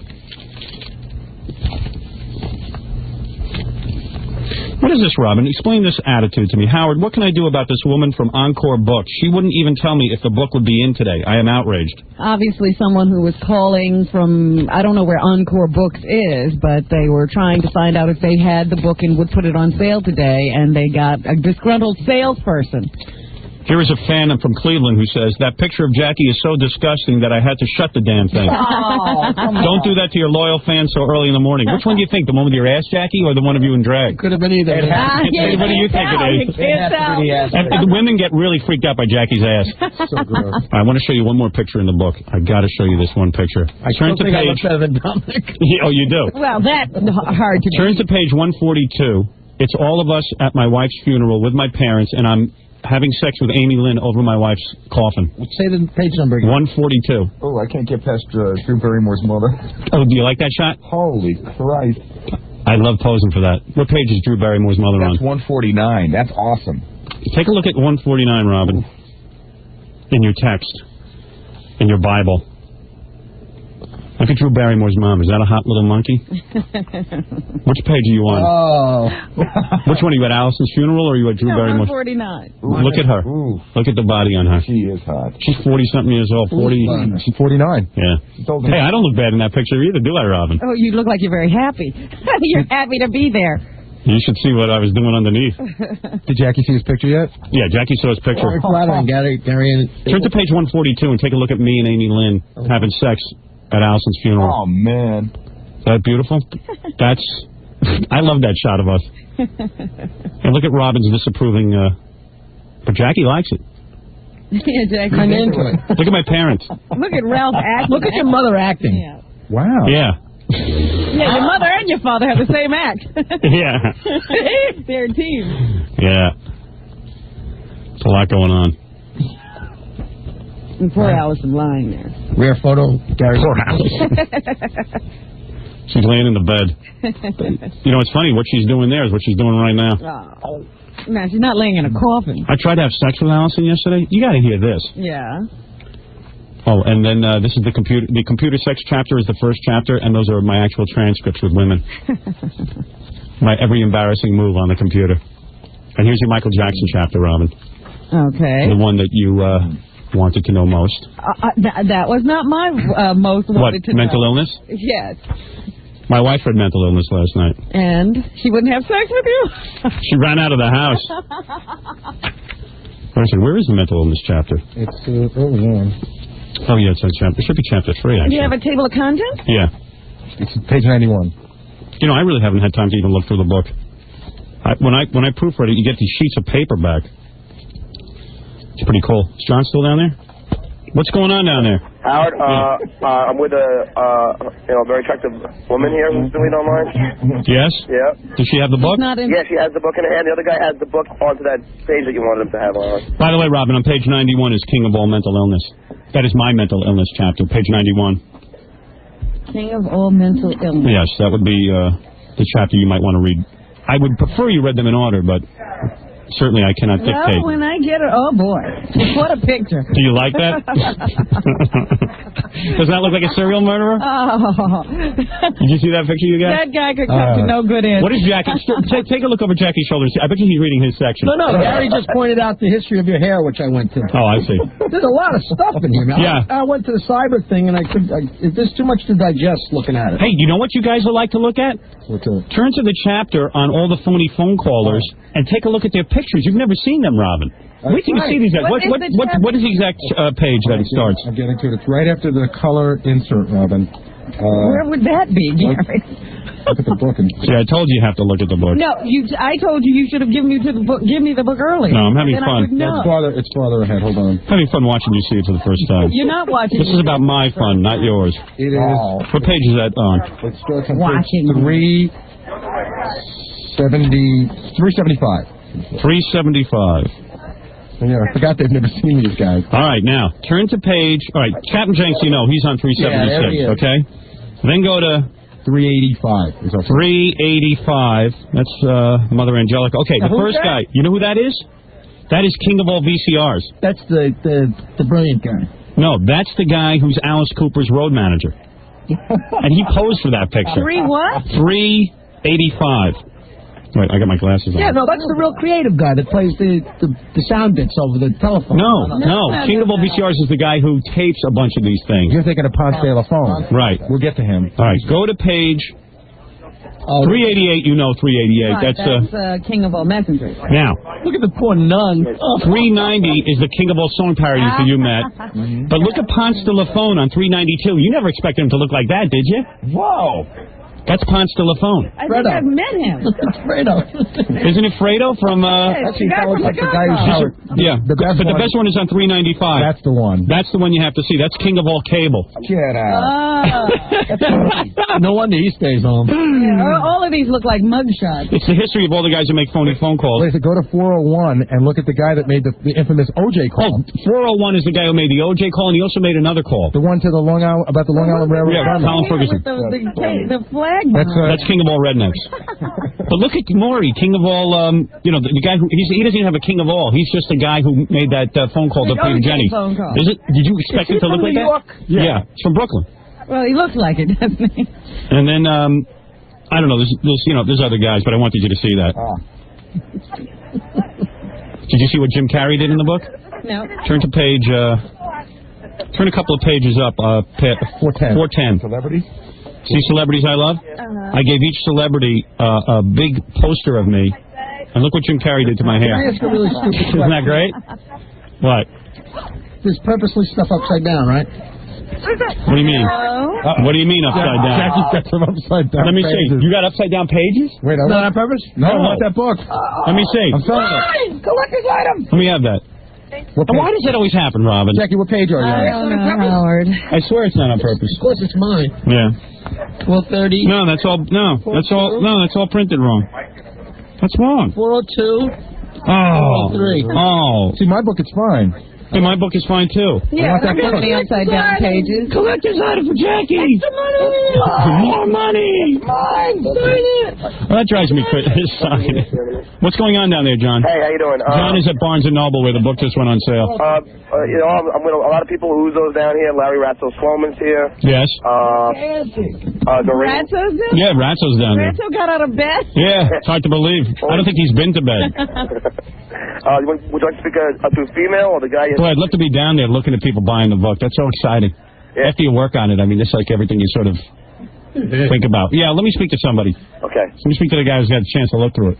Hi, Howard. Hi. How are you? Did you look through the book? Yes, I did, and it's awesome. I just wanted to let you know something. Yes. My mom and dad raised me on you, and there's nothing wrong with kids listening to you. I really believe that. And I'm proof of it because I'm going for my master's in psychology at Columbia University, and I love you, and you're the best. Thank you. You say jump, I say how high. Well, thanks. That's really cool. Okay. Thanks. Enjoy the book. Thanks. Yeah. Okay. Can I point out something really cool in the book?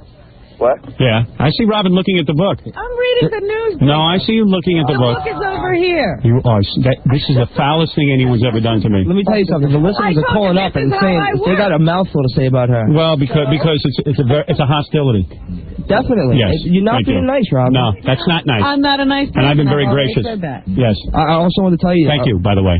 Yes. Artie from You're Second Out welcome. just Thank called. you. Yes. And he was trying to get to information in Jersey to get the Paramus number for Barnes & Noble. Yes. And he couldn't get to it information. After 10 minutes, he finally got to it, and the operator goes, what the hell is going on? I just got 500 phone calls asking for the Howard Stern. Well, good. And to the Miss America pageant, the book's on sale. It's too late.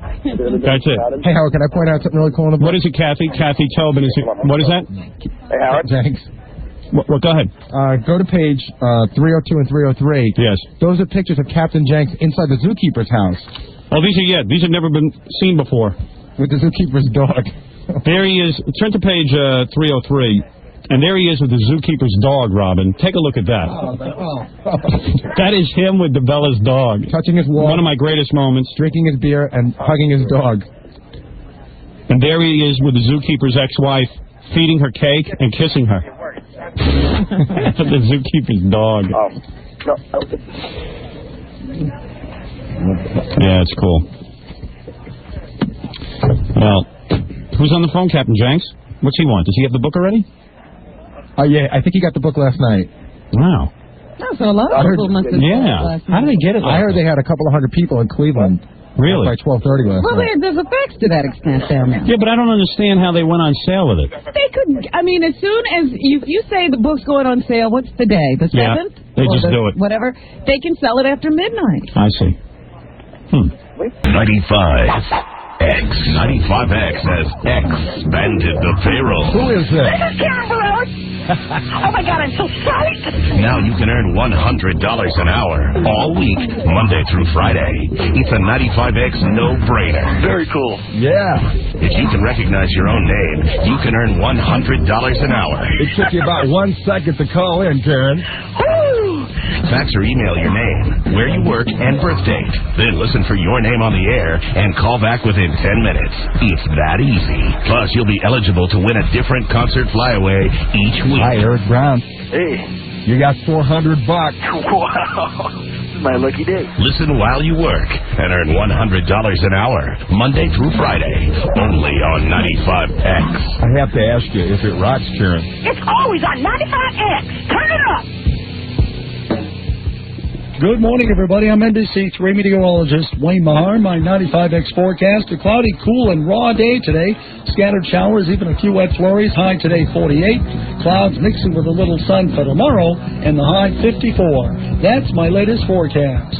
This weekend, it's win 'em before you can buy 'em Blues, Brews, and Barbecues tickets. Featuring Government Mule.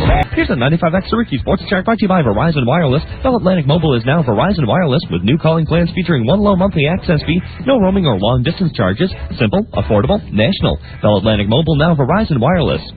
Latrell Sprewell's fadeaway jumper with 7.9 seconds left to play capped off a late New York rally and gave the Knicks an 84-83 win over Toronto. And Scottie Pippen scored 21 points and grabbed 7 rebounds to lead Portland to an 86-82 victory over Minnesota. The battle for Lord Stanley's Cup resumes tonight with 3 best-of-7 conference semifinal series getting underway in the NHL playoffs. Colorado hosts Detroit in the Western Conference semifinals, while Philadelphia faces Pittsburgh and New Jersey takes on Toronto. In baseball, Derek Jeter and Tino Martinez each homered to lead the Yankees past Minnesota 2-0. Toronto doubled up Oakland 4-2. Cincinnati shelled the Mets 12-1 to end New York's 9-game win streak. And the Syracuse Skychiefs slipped past Rochester yesterday 3-2 to pick up their second straight victory. I'm Rick Laxton. That's your Syracuse Sports Check on 95X. Fox Thursday, a night of 2 new specials. First, are ghosts the walking dead, or do they have simple scientific explanations? Find out when Fox presents the most astounding new evidence of ghostly phenomena ever discovered. Ghosts, the best evidence ever, caught on tape. Then, nearly half of all Americans believe in UFOs, and now you may too. When Fox presents astonishing new footage of potential alien contact, is there a conspiracy of silence? Find out on 2 new specials, Ghosts and UFOs, the best evidence ever, caught on tape. Tonight beginning at 8 on Fox 68. First of all, the last thing you want to do is to wait up for the late news last when you can get the latest news first on Fox. Come again? I said, the last thing you want to do is wait up for the late news last when you can get the latest news first on Fox. What? For first news, weather, and sports, watch the award-winning Fox 68 News at 10. Oh, so what you're saying is don't wait for the late news. Watch Fox 68 News at 10 where news comes first. Yeah, that's what I said. And now a rebuttal to a recent ad on this station. I'm Errol Medjic of the Aggrieved Mortgage Brokers Alliance. Recently, the online loan company eLoan has stated that they can find you a better home loan by comparing rates from over 70 lenders, yada, yada, yada. And that they'll assign you a personal loan consultant who isn't allowed to accept the generous commissions from these lenders to push, say, one loan over another. Our response? Why check with over 70 lenders? You only need one loan. And what's wrong with commissions? Commissions mean smiles, and smiles are priceless. Why, I'm smiling right now. Are you? Until next time, let's all keep smiling. And keep away from eLoan. For an opposing opinion, log on to eLoan.com or call 1-888-ELOAN-22. For a car or a home, it's a better way to get a loan. eLoan is an equal housing lender. Please check our website for current list of licenses, as eLoan is licensed in most but not all states. www.eloan.com. Jump into spring with the Onondaga County Parks as they bring back Parkway Sunday. 9 a.m. to noon every Sunday, May 2nd through June 18th at Onondaga Lake Park. Bring the whole family out to walk, run, bike, jog, or blade the 2-mile-long parkway. This year, 1-mile bicycling time trials courtesy of Onondaga Cycling Club. And free skating lessons available to beginners. Grab some breakfast or just lay in the sun on a warm spring day. Parkway Sundays, brought to you by Raymore and Flanagan Furniture. The Northeast's largest furniture retailer. Now with OmniPoint Wireless Prepay, you get an extra $25 worth of talk time free when you buy a $50 OmniPoint prepay coupon. $25 of talk time free. Excuse me? $25 of talk time free. Is there a problem? Yeah, because after that... Yes, after that. After that, kaboom! Right? What? The rate probably goes kaboom! Right out of the park. What are you talking about? Way over the bleachers. Would you please just... We have liftoff. Stop it! $25 worth of OmniPoint talk time is free. Plus, OmniPoint gives you the lowest prepay rates around. Just take a look. Whoa. OmniPoint rates are low. OmniPoint has the lowest wireless prepay rates around. No kaboom. Oh, I'm going to give you a kaboom. Buy and redeem a $50 OmniPoint prepay coupon by June 25th and get an extra $25 worth of talk time free. See OmniPoint stores or authorized retailers for details. OmniPoint. Wireless takes the next step. It only happens once a year, and it's this weekend at the Fusillo Auto Mall. Hey, folks, I'm Tom Park. I'm talking about Billy's end-of-the-month statewide sell-off. Every Fusillo dealership is taking part in this, and we are marking them down to move them out. Can you imagine finance rates as low as 0.9%? We have used cars as low as $39.99. Factory buybacks are everywhere. In fact, 1999 Plymouth Breeze, Dodge Stratus, Contours, Mystiques, and even brand-new 2000 Rangers are as low as $99.50 during this statewide sell-off. If you're looking for a truck, you'll not find a better Ford selection in Central and Northern New York than right here this weekend at the Fusillo Auto Mall. Couple that with a great Chevy truck selection, a Dodge truck selection. Minivans are everywhere. In fact, we have 1997 to 99 minivans starting at $10,995. I could go on and on. The key is you need to be here this weekend. Take Route 81 to Exit 41 to Route 11 and Adams. Get the financing you want as well. It's all at the mall, the Fusillo Auto Mall. The new millennium, human consciousness will approach the infinite. Join with all creation and sing songs to the new age with a fantastic CD collection of The Noises of Jackie Martling. All the many calls of Jackie Martling in the wild, captured in three-dimensional surround sound and true digital reproduction. Contemplate the infinite. The Noises of Jackie Martling. Exclusively yours on The Howard Stern Show. Until he decides to quit again. Jackie is everywhere. What is it, John? I'm here with a few people from Barnes & Noble. They said there's never been this crowd. Would you like to talk to someone who's here? Yeah. Hold on. Hi. Hi. How's it going? Pretty good. So you guys had no problem getting the books? Oh, no, absolutely not. I was here into the wee hours of the morning building a huge display with several thousand books. Yeah, well, sorry for the short notice. But the thing is that the Miss America pageant, even if they were to slap an injunction, you can sell whatever books you have in the store, right? Absolutely. And, you know, we all have tiaras on in your honor. Thank you very much. Thank you. No problem. All right. Thanks. And thanks for being pleasant. Hi. You know what I mean? Like, a lot of bookstore people just don't like me. Hostile. I don't know why. They don't like me. They don't like the business. I know. Hey, Howard? Yeah. Extra and Hardcop don't want to come down there. You know, what should I tell them? I don't think I'm doing that yet. Come down to me? Yeah, they want to come and you know, and film you. Yeah, I don't think I'm doing that yet. He isn't doing it yet, sir. No, why don't you, well, you know what, Gary, why don't you call my publicist and see if that's what we're doing? Because some people have been promised that I, you know, would do some other shows first. All right, dude. Okay. Thank you. Thank you. Right. Very exciting.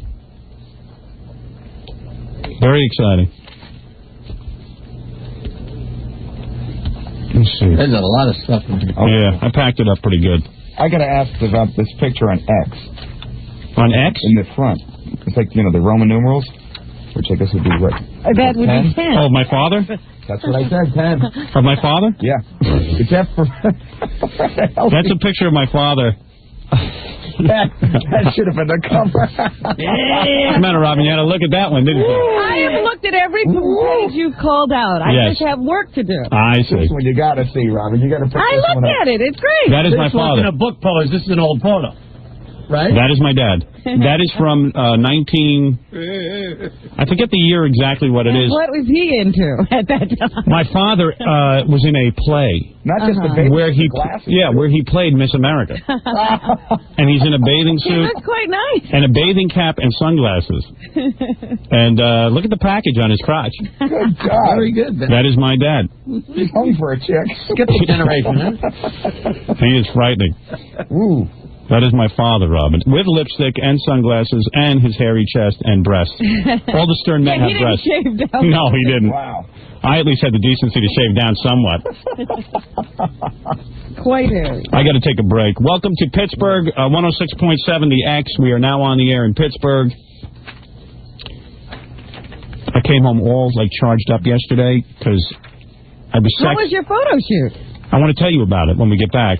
I did a photo shoot for New York Magazine, and God knows what that's going to look like. Hopefully good. What were you doing? That's what I want to tell you. Oh, okay. And then I had a meeting. I wonder if I could tell you about this meeting, like who I had a meeting with. You would be fascinated by this. Let me make a call and find out, because maybe I should tell you about this on Thursday. So. What's Thursday? Well, I got everything laid out, so I'm scrambling now because I had everything planned for November 14th for the release of the book. So you've moved some things up? I moved things all around. So now I don't, how they tell you don't mention something until this date, or those guys who want to come up and interview me from Extra. Right, and you have commitments and... Yeah, I don't know, you promised some people that you would be interviewed by them first, so you don't want to screw that up. Right. So I just got to find out. I'm not opposed to talking to Extra or one of these shows, but, I want to make sure I'm doing the right thing. Right, that you don't burn some bridges. Yeah, I'm trying to be professional for a change, instead of screwing everything up. What is it? The hotline in the office just rang with Super Agent Don Buchwald. Yes. He said, do not talk about your meeting. Thursday meeting. Oh, do not talk about my meeting? Yeah. Oh, okay. The phone was glowing. Oh, was it? It was ringing with urgency. Pick me up. Don't ignore me. Don't ignore this phone call. What? The first two guys on line are here. Yeah. I got to tell you, man, they reek of alcohol. Well, come on. They've been waiting. Cold last night. These guys have been waiting since 9 o'clock last night to get a copy of the book. What do you think they had to do? And you know what's really funny? It's cool that the book's on sale. 2 years I haven't put out anything. 2 years, Robin. 2 years in the making. Here it is. My life in a book. And let me tell you something. This is a goddamn good book. This is better than any of these books. I see what's coming out. I see all kind of garbage out there. This one will make you laugh. It'll make you cry. You could sit on the bowl and read cartoons for hours from this thing. You could sit and read text. You could read all kinds of crap. You got sex. You got boner material in here. That computer sex. You know what Judith Regan said when she read that? Now, obviously, I believe that you will read this tonight, Robin. I don't have time today. Thank you. Very nice. I told you to get it to me sooner. Fine. You don't have to read it tonight. You can continue to insult me. I wish I had the time. Good. What are you guys talking about? I'm too busy looking at Fred's legs. Yeah, let me see. What page you on? I don't care what anybody says. I look better than John in that picture. I don't care. Jackie, are you a hideous looking woman or what? I will give you that. Although I still have a cute butt sticking out. Jackie's hideous, but when he's standing next to Scott, he gets better. Yeah, that was looking. good placement. I appreciate that. Who do you think is the ugliest woman there, Scott or? By far. It might be me. I got a decent body in that picture. Yeah, I remember the day you were not the ugliest woman. I thought Gary. You see, I thought Jackie looked better than what he looked. Look at Jackie photographs horribly. I mean, look at him. Scott looks like Ethel Merman.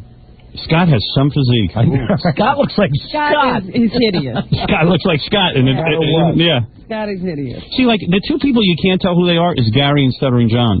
Stuttering John is absolutely stunning. How you could miss Gary? Yeah, I don't get that. You know what? We think it's obvious because we were there that day. You show this. No, I'm sorry. Look at that. Bring in somebody. Okay, Danny, our intern. Bring Danny, the intern, in. I bet you he can't tell who's who. He hasn't seen this book yet, has he?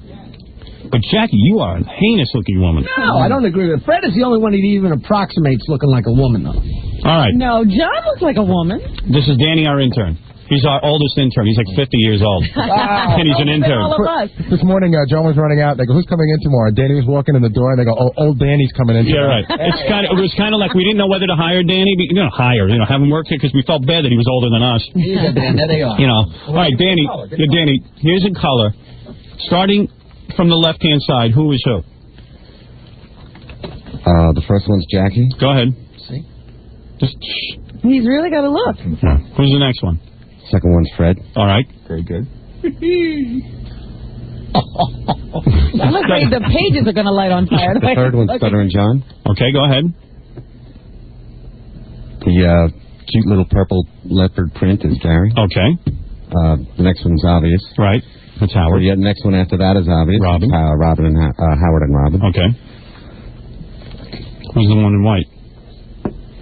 It's got to be Baba Booey. Please. Okay. Oh, no, wait a minute. Wait, oh, no, wait, no, go ahead. Go ahead, who? You said the one on the end is Scott. Yeah, no right. mistaking. So far, by the way, you've gotten 3 people wrong. I just want you to know that. Okay? It's not so easy. When That's you see amazing, because he looks at us every day. See, that's when you look at it, you were there at the shoot, and you know who's who. I'm telling you, when I show this to people... I just see Gary all over Gary. I know, but you know what? It's not obvious. That's because you met my mother. Gary looks like Danny, in other words, I showed you a picture of people you work with every day in drag, and 3 of them you got wrong. Who did I get wrong? Okay. Well, you know, I don't want to say. I'll show you. Let people guess. Yeah, I want people to guess.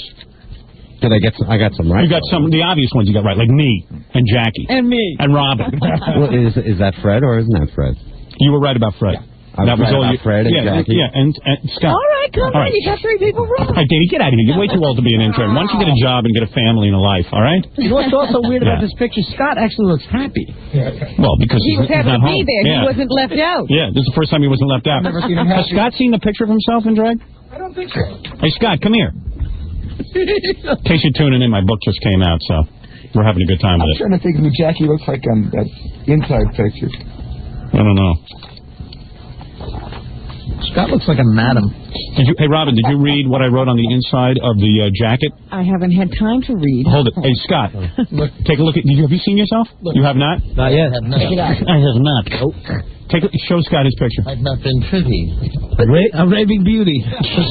Scott loves Scott. Scott's like looking at it like he thinks he looks good. He thought that day he was prancing around. In his heels. Thinking he was pretty. I'm a babe. The greatest thing was he was in his makeup and his dress and everything all day, but he only had his wig on a little time, so most of the time he was walking around bald like that with all that makeup on and eyelashes. When Scott ever sees a picture of himself, because Scott's wearing a red wig, as long as he has hair, he thinks he looks good. Look at him staring at himself. Just look at him. I'm telling you, I'm looking at the whole picture. I'm looking at everybody. Yeah, you're in love with yourself. Admit it. Oh yeah. Smoky bastard. What is it? I thought Scott was hideous, but I've been concentrating on Jackie. Jackie is... Look at Jackie's pose. I could have sex with anyone else. Jackie thought he was sexy. You know what? No, he definitely did. Like in real life, Jackie's the old hag in the group. Right. Jackie looks like a girl who's had sex with 50 guys.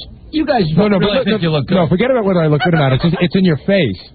Look at your face. You look like you slept with a lot of guys. You look like a guy if he was a girl would be a slut. I know. Jackie, you're a mess. Who's the first guy into the trailer trunk? You'd be chasing men and they'd be trying to get away. How you could look at that picture and single me out as a mess when everyone's a mess, except Fred looks like a woman. Fred looks like a woman. Fred can make a lot of money hooking. And by the way, Stuttering John is gorgeous. It's a coquette. Yeah, it's coquettish. Gary has the fattest ass in the picture. Look at the size of Gary. At first I thought that was somebody had added to that. Look in other pictures. It's a bad angle. No kidding. Look at other pictures in the book. No, come on. I'm telling you, I thought something had been added to Gary. I didn't know that was... Didn't Gary look good when we took the picture? Yeah. And now look at him. No, he did look good when we took the picture. He did. He was close to winning the contest. Go to page 206. All right. Now look at how I look there. 206. 206. By the way, you have to go to your bookstore and get the book if you want to play along. 206, before Miss America pageant bans it. 206, is that the one with your teeth guard on? No. We'll go past that. Oh, there you go. You kind of blend into the background. Oh, yeah, there you look good. Yeah, I'm telling you, there's a weird shadow on my ass. I was against this picture from the start. You know why? Your mouth is closed with the teeth. Look at those. What does my mouth have to do with the size of my ass? I don't know. You look good. Yeah, but if you go to that other picture in 164, you blimp up again. Where's 164? You know what's funny about this picture? Look at it very closely, the one on 206. Gary is trying to cover his teeth with his lips and he still can't. I know. Isn't that funny? See, he's got his teeth covered. That's right. That is true. But you can see there's a little gap. You don't need x-ray eyes to see that those teeth are still under. Tight as a snare drum. Yeah, tight as a snare. Those lips are stretched way over the teeth. Yeah. That's You do make a good-looking chick on 206, Gary. I'll give you that. I happen to enjoy it immensely. I mean, your face, I put a bag over your head and do your body. He's got nice legs. And the legs are great. And he's got, like, stockings that don't go quite up to his vagina. They're thigh-high. And I wish that you could see this in color because I'm wearing pink, like a pink G-string. Yeah, well, you're in the pink G-string on the other page. Don't get too excited. Yeah, Gary. No one wants to see your pink G-string. This pink G-string was actually shining through the white dress. That was on purpose. Yeah. Anyway, would you like to see the, let everyone look at the picture of Cleopatra? Oh, Dominic, I did already. No, I want to read what I wrote about myself on the, on the book jacket. I won't read it all. Here's what I wrote. Howard Stern is the author of the phenomenally best-selling Private Parts and the governor of New York State of New York. Governor of the state of New York. His radio show is #1 in the world. I'm messing this up. His radio show is #1 in the whole wide world, except for the former Yugoslavian republics and most of Africa. Then I say, he is also the co-author of the Oprah Winfrey Cookbook, the ghostwriter for The Bridges of Madison County. He was nominated for an Academy Award for Best Screenplay Adaptation for Schindler's List. So that'll get people to read it who don't know who I am. This guy's got credentials. Yeah, I lied. He wrote a cookbook. He wrote a movie. Yeah. He wrote that great Madison County book. So that's how you get people to buy the book who don't know who you are, because I lied all over the book jacket. I went, read about Howard Stern's secret meeting with Michael Jackson, which is true. Then I threw in the Stern family pact with Adolf Hitler. See, that's just misleading. Howard's never before revealed mental illness, which of course is true. Howard's quick cure for homosexuality, which is true. It's in there. A quick cure? Yeah. It hasn't ever worked on anyone yet. Howard's helpful hints on cyber surfing for vagina. Oh, by the way, take off the book jacket. Take a look at this. What do you think of this nifty little thing? HSMA. Take a look. Nice? Nice packaging? Beautiful. Yeah. I got to take a commercial break. Yeah. This infomercial's gone on way too long. This is where you take a commercial break, and like on the infomercials, they break to a commercial about what you did. about themselves. Yeah. Welcome to QVC. All right, hey, I'm sorry if I've overindulged, but I'm excited about the book being out. Looks good. All right, thanks, man. Very good. And I guess John's at Barnes & Noble. I'll go back and see what's going on there. Also, Stuttering John was out last night. We're on in Pittsburgh. I want to tell you about a sex story today, and for our fans in Pittsburgh, we will be holding a press conference next week. All right. We'll be back right after this. Here's what people are saying about the Howard Stern radio show on CBS. I would never watch Howard Stern, ever, or listen to him, because he's the most obnoxious person I've ever heard, and I don't like the way he talks. I wouldn't look at Howard Stern if my life depended on it. He's a vulgar, horrible man, and he only talks against women, and I hate him. And I'm an old lady, and I know why. He'll say I'm old, but I hate him. Welcome home to the Howard Stern Show. 95X. This weekend, it's Win 'em Before You Can Buy 'em Blues, Brews, and Barbecues tickets. Featuring Government Mule.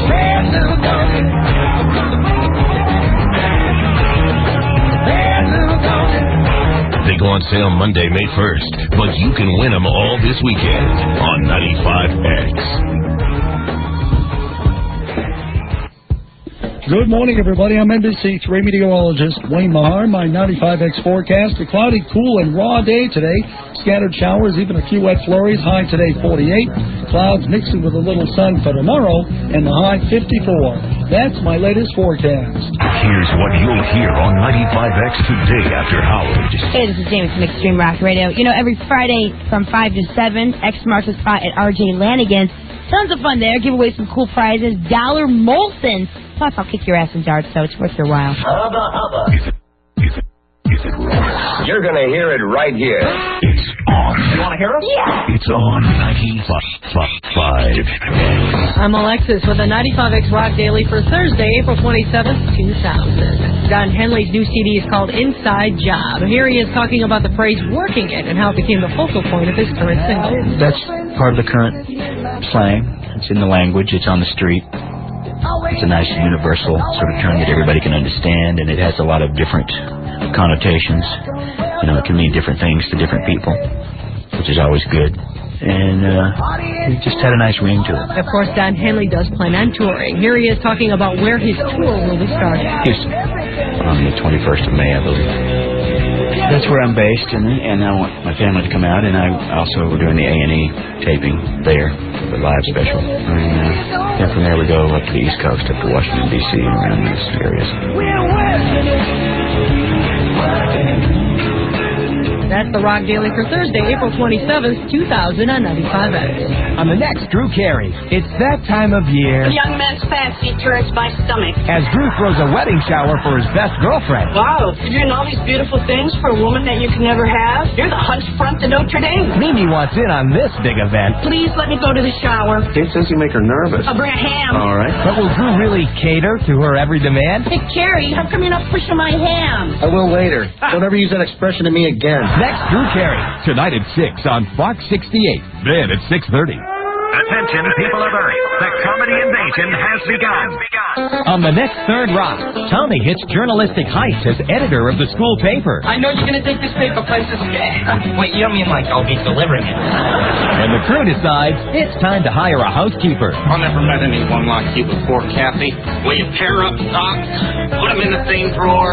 Genius. On the next Third Rock from the Sun. Tonight at 6:30, followed by Friends at 7 on Fox 68. 95X. 95X. WAQX, Manlius, Syracuse. It's time to pay someone else. Did you say it's time? It's time to pay someone else on the 95X workforce $100 an hour. Just for listening to 95X at work. Good morning. Let's put someone else on the 95X workforce payroll at $100 an hour. This hour we're looking for Robert Klein at Fulton Companies. Robert Klein at Fulton Companies. You have 10 minutes to give us a call, 421-9595, and we will put you on the 95X workforce payroll at $100 an hour. I could tell something was off right when I opened the door. Hi, I'm Bob. Want to buy some cookies? Do you mind if I ask Bob what's your cause? I'm raising money to pay my cellular bill. The long-distance charges are killing me. Not good. Really, mister, the Mint ones aren't so bad. Oh, no, Bob, it's just, if only you had the Sprint PCS free and clear plan, you'd get 500 minutes for just $50, including free long distance. Wow. That's to anywhere, from anywhere, on the only all-digital, all-PCS nationwide network, serving more than 280 major metropolitan areas, plus clear calls. You mean I can keep my cookies? Bob, I'd never ask you to give up your cookies. I'm only asking you to give up your cause. Sprint PCS, the clear alternative to cellular. Stop by our Sprint PCS Center located in Cicero Mini Mall for the Sprint PCS free and clear plan. Right now, get 500 minutes for just $50 a month with free long distance. See printed material for detail. If you've shopped for diamonds lately, I'm sure you've been told about the 4 C's. Color, cut, clarity, and carat weight. At Lennon's, we know all about the 4 C's. But we feel like the 5th and 6th C's are the most important to you. The 5th C is cost. At Lennon's, we have a huge selection of diamond engagement rings starting at only $299. The 6th C is choice. With our huge selection of diamonds, Lennon's is sure to have engagement rings you've been dreaming of. And for those who want something completely unique, our goldsmiths can create a custom engagement ring for you that is one of a kind. And at Lennon's, we eliminate the 7th C, confusion. We'll take the time to answer all of your questions and let you decide which diamonds you like the best. Other jewelers will tell you all about the possibilities of the 4 C's. At Lennon's, we'll show you the diamonds and let you decide. Lennon's Jewelers, located in Syracuse at the Great Northern Mall, at the corner of Erie and East Genesee and DeWitt, and in New Hartford on Commercial Drive next to Red Lobster. And now, a bright idea for beautifying your home this spring. Hi, this is Lori Fabian, an interior designer with Duncan Bright. Strive for balance in a room. Place furniture proportionally according to the visual weight. It's the living room blowout sale at Duncan Bright Furniture. Save like never before on complete 7-piece living rooms. 10 packages to choose from, all in stock and ready for immediate delivery. 7 pieces starting at an incredible $8.99. Includes sofa, love seat, cocktail table, pair of lamps, and 2 end tables. Choose from contemporary, traditional, or transitional styles. 7 pieces all for just $8.99. And to add to your living room package, we've got Lane recliners. Buy one, the second one's free. Plus great deals on Simmons or Restonic bedding with free delivery and setup. Free financing with no deposit, no payments, no interest up to 1 full year. Hurry in. The living room blowout sale now through Saturday. Only at Duncan Bright, still New York State's largest furniture store. You've waited 1 full year. This crowd is going deadly silent. 1999 was the best one ever. Cinderella story. It's coming back soon. Out of nowhere, a former greenskeeper now about to become the Masters champion. Call now to join the fun at the Syracuse Online 95X Out Celebrity Golf Open. Call the Pompey Club for details, 677-9079. Last year's sold-out event featured local politicians, sports celebrities, radio and TV personalities, the Hooters girls, and much more. The scramble format allows all golfers to have fun. Only $80 includes fabulous prizes, golf, lunch, dinner, cigars, and beer on the course. A celebrity pairings party will be held on Sunday, May 7th at Awful Al Cigars Cigar Bar. You heard how much fun it was last year. Don't wait. Have fun and help raise money for the Make-A-Wish Foundation of Central New York. The Syracuse Online 95X Out Celebrity Open is Monday, May 8th. Call the Poppy Club at 677-9079 to make your reservation. Is it home? Now,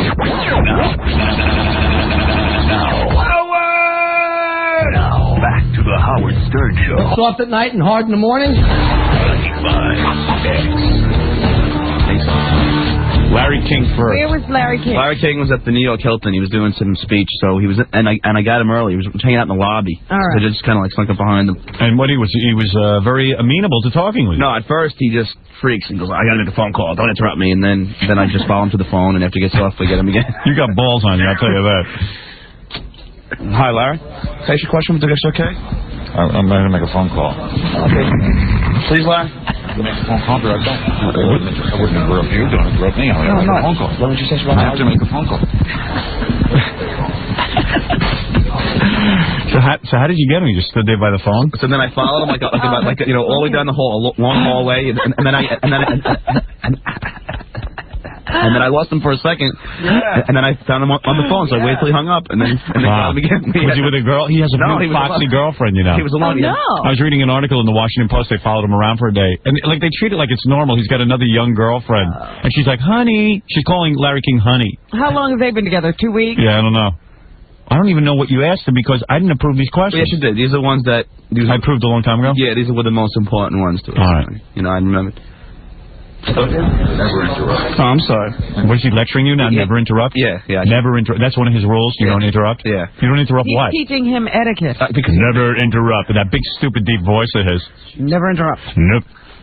Never interrupt. You're a very foolish young man. I wouldn't interrupt you. I would never interrupt you. Don't interrupt me. Sorry, it's rude. I wouldn't do that to you. Supposing you were making a phone call. Oh, I see. I came over here. He doesn't have anyone to call. You didn't hear the conversation. You got it exactly. Yeah. Called his machine. Very important. It's very important. I hear my messages from girls. I proposed to 3 girls last night. I don't know which one accepted. I gotta get an answer. I gotta get married. I gotta get married immediately. You said, let me talk to you, and I wanted to make a phone call. Rudeness is poor manners. Poor manners is dumb. Okay. Can I ask you a question for WXRK? XRK is what? Okay. It's a radio station. Oh, never heard of it. Okay. Do you know what time it is? No. Isn't it time for you to propose? To whom? You know, what I said that you're married a lot. I don't know what you're talking about. You know, to propose like Tatum O'Neal or something. I don't know Tatum O'Neal. Read off the questions. Good interviewers don't need them written. Okay. If I took that paper away from you, would you know what to ask? It would be like Howard Stern without writers. Howard Stern. His book. The only thing I can compare it to is Hemingway. Honestly? He's so jealous. Phil Hemingway. Oh, okay. Larry is so jealous. You know? He can't stand that I'm like the best-selling author. Yeah. He said something he couldn't do. He doesn't get it how bad he sucks. And not only that. Well, he's telling John how to be a good interviewer. Yeah, and meanwhile, they just pulled him off New York radio. Supposed to be a stand-up comic. Yeah. Yeah, you see him cracking himself up. You know, why is it you never read about these guys' ratings? How come you never read, like, when Larry King is not on? They don't watch everything he does. No.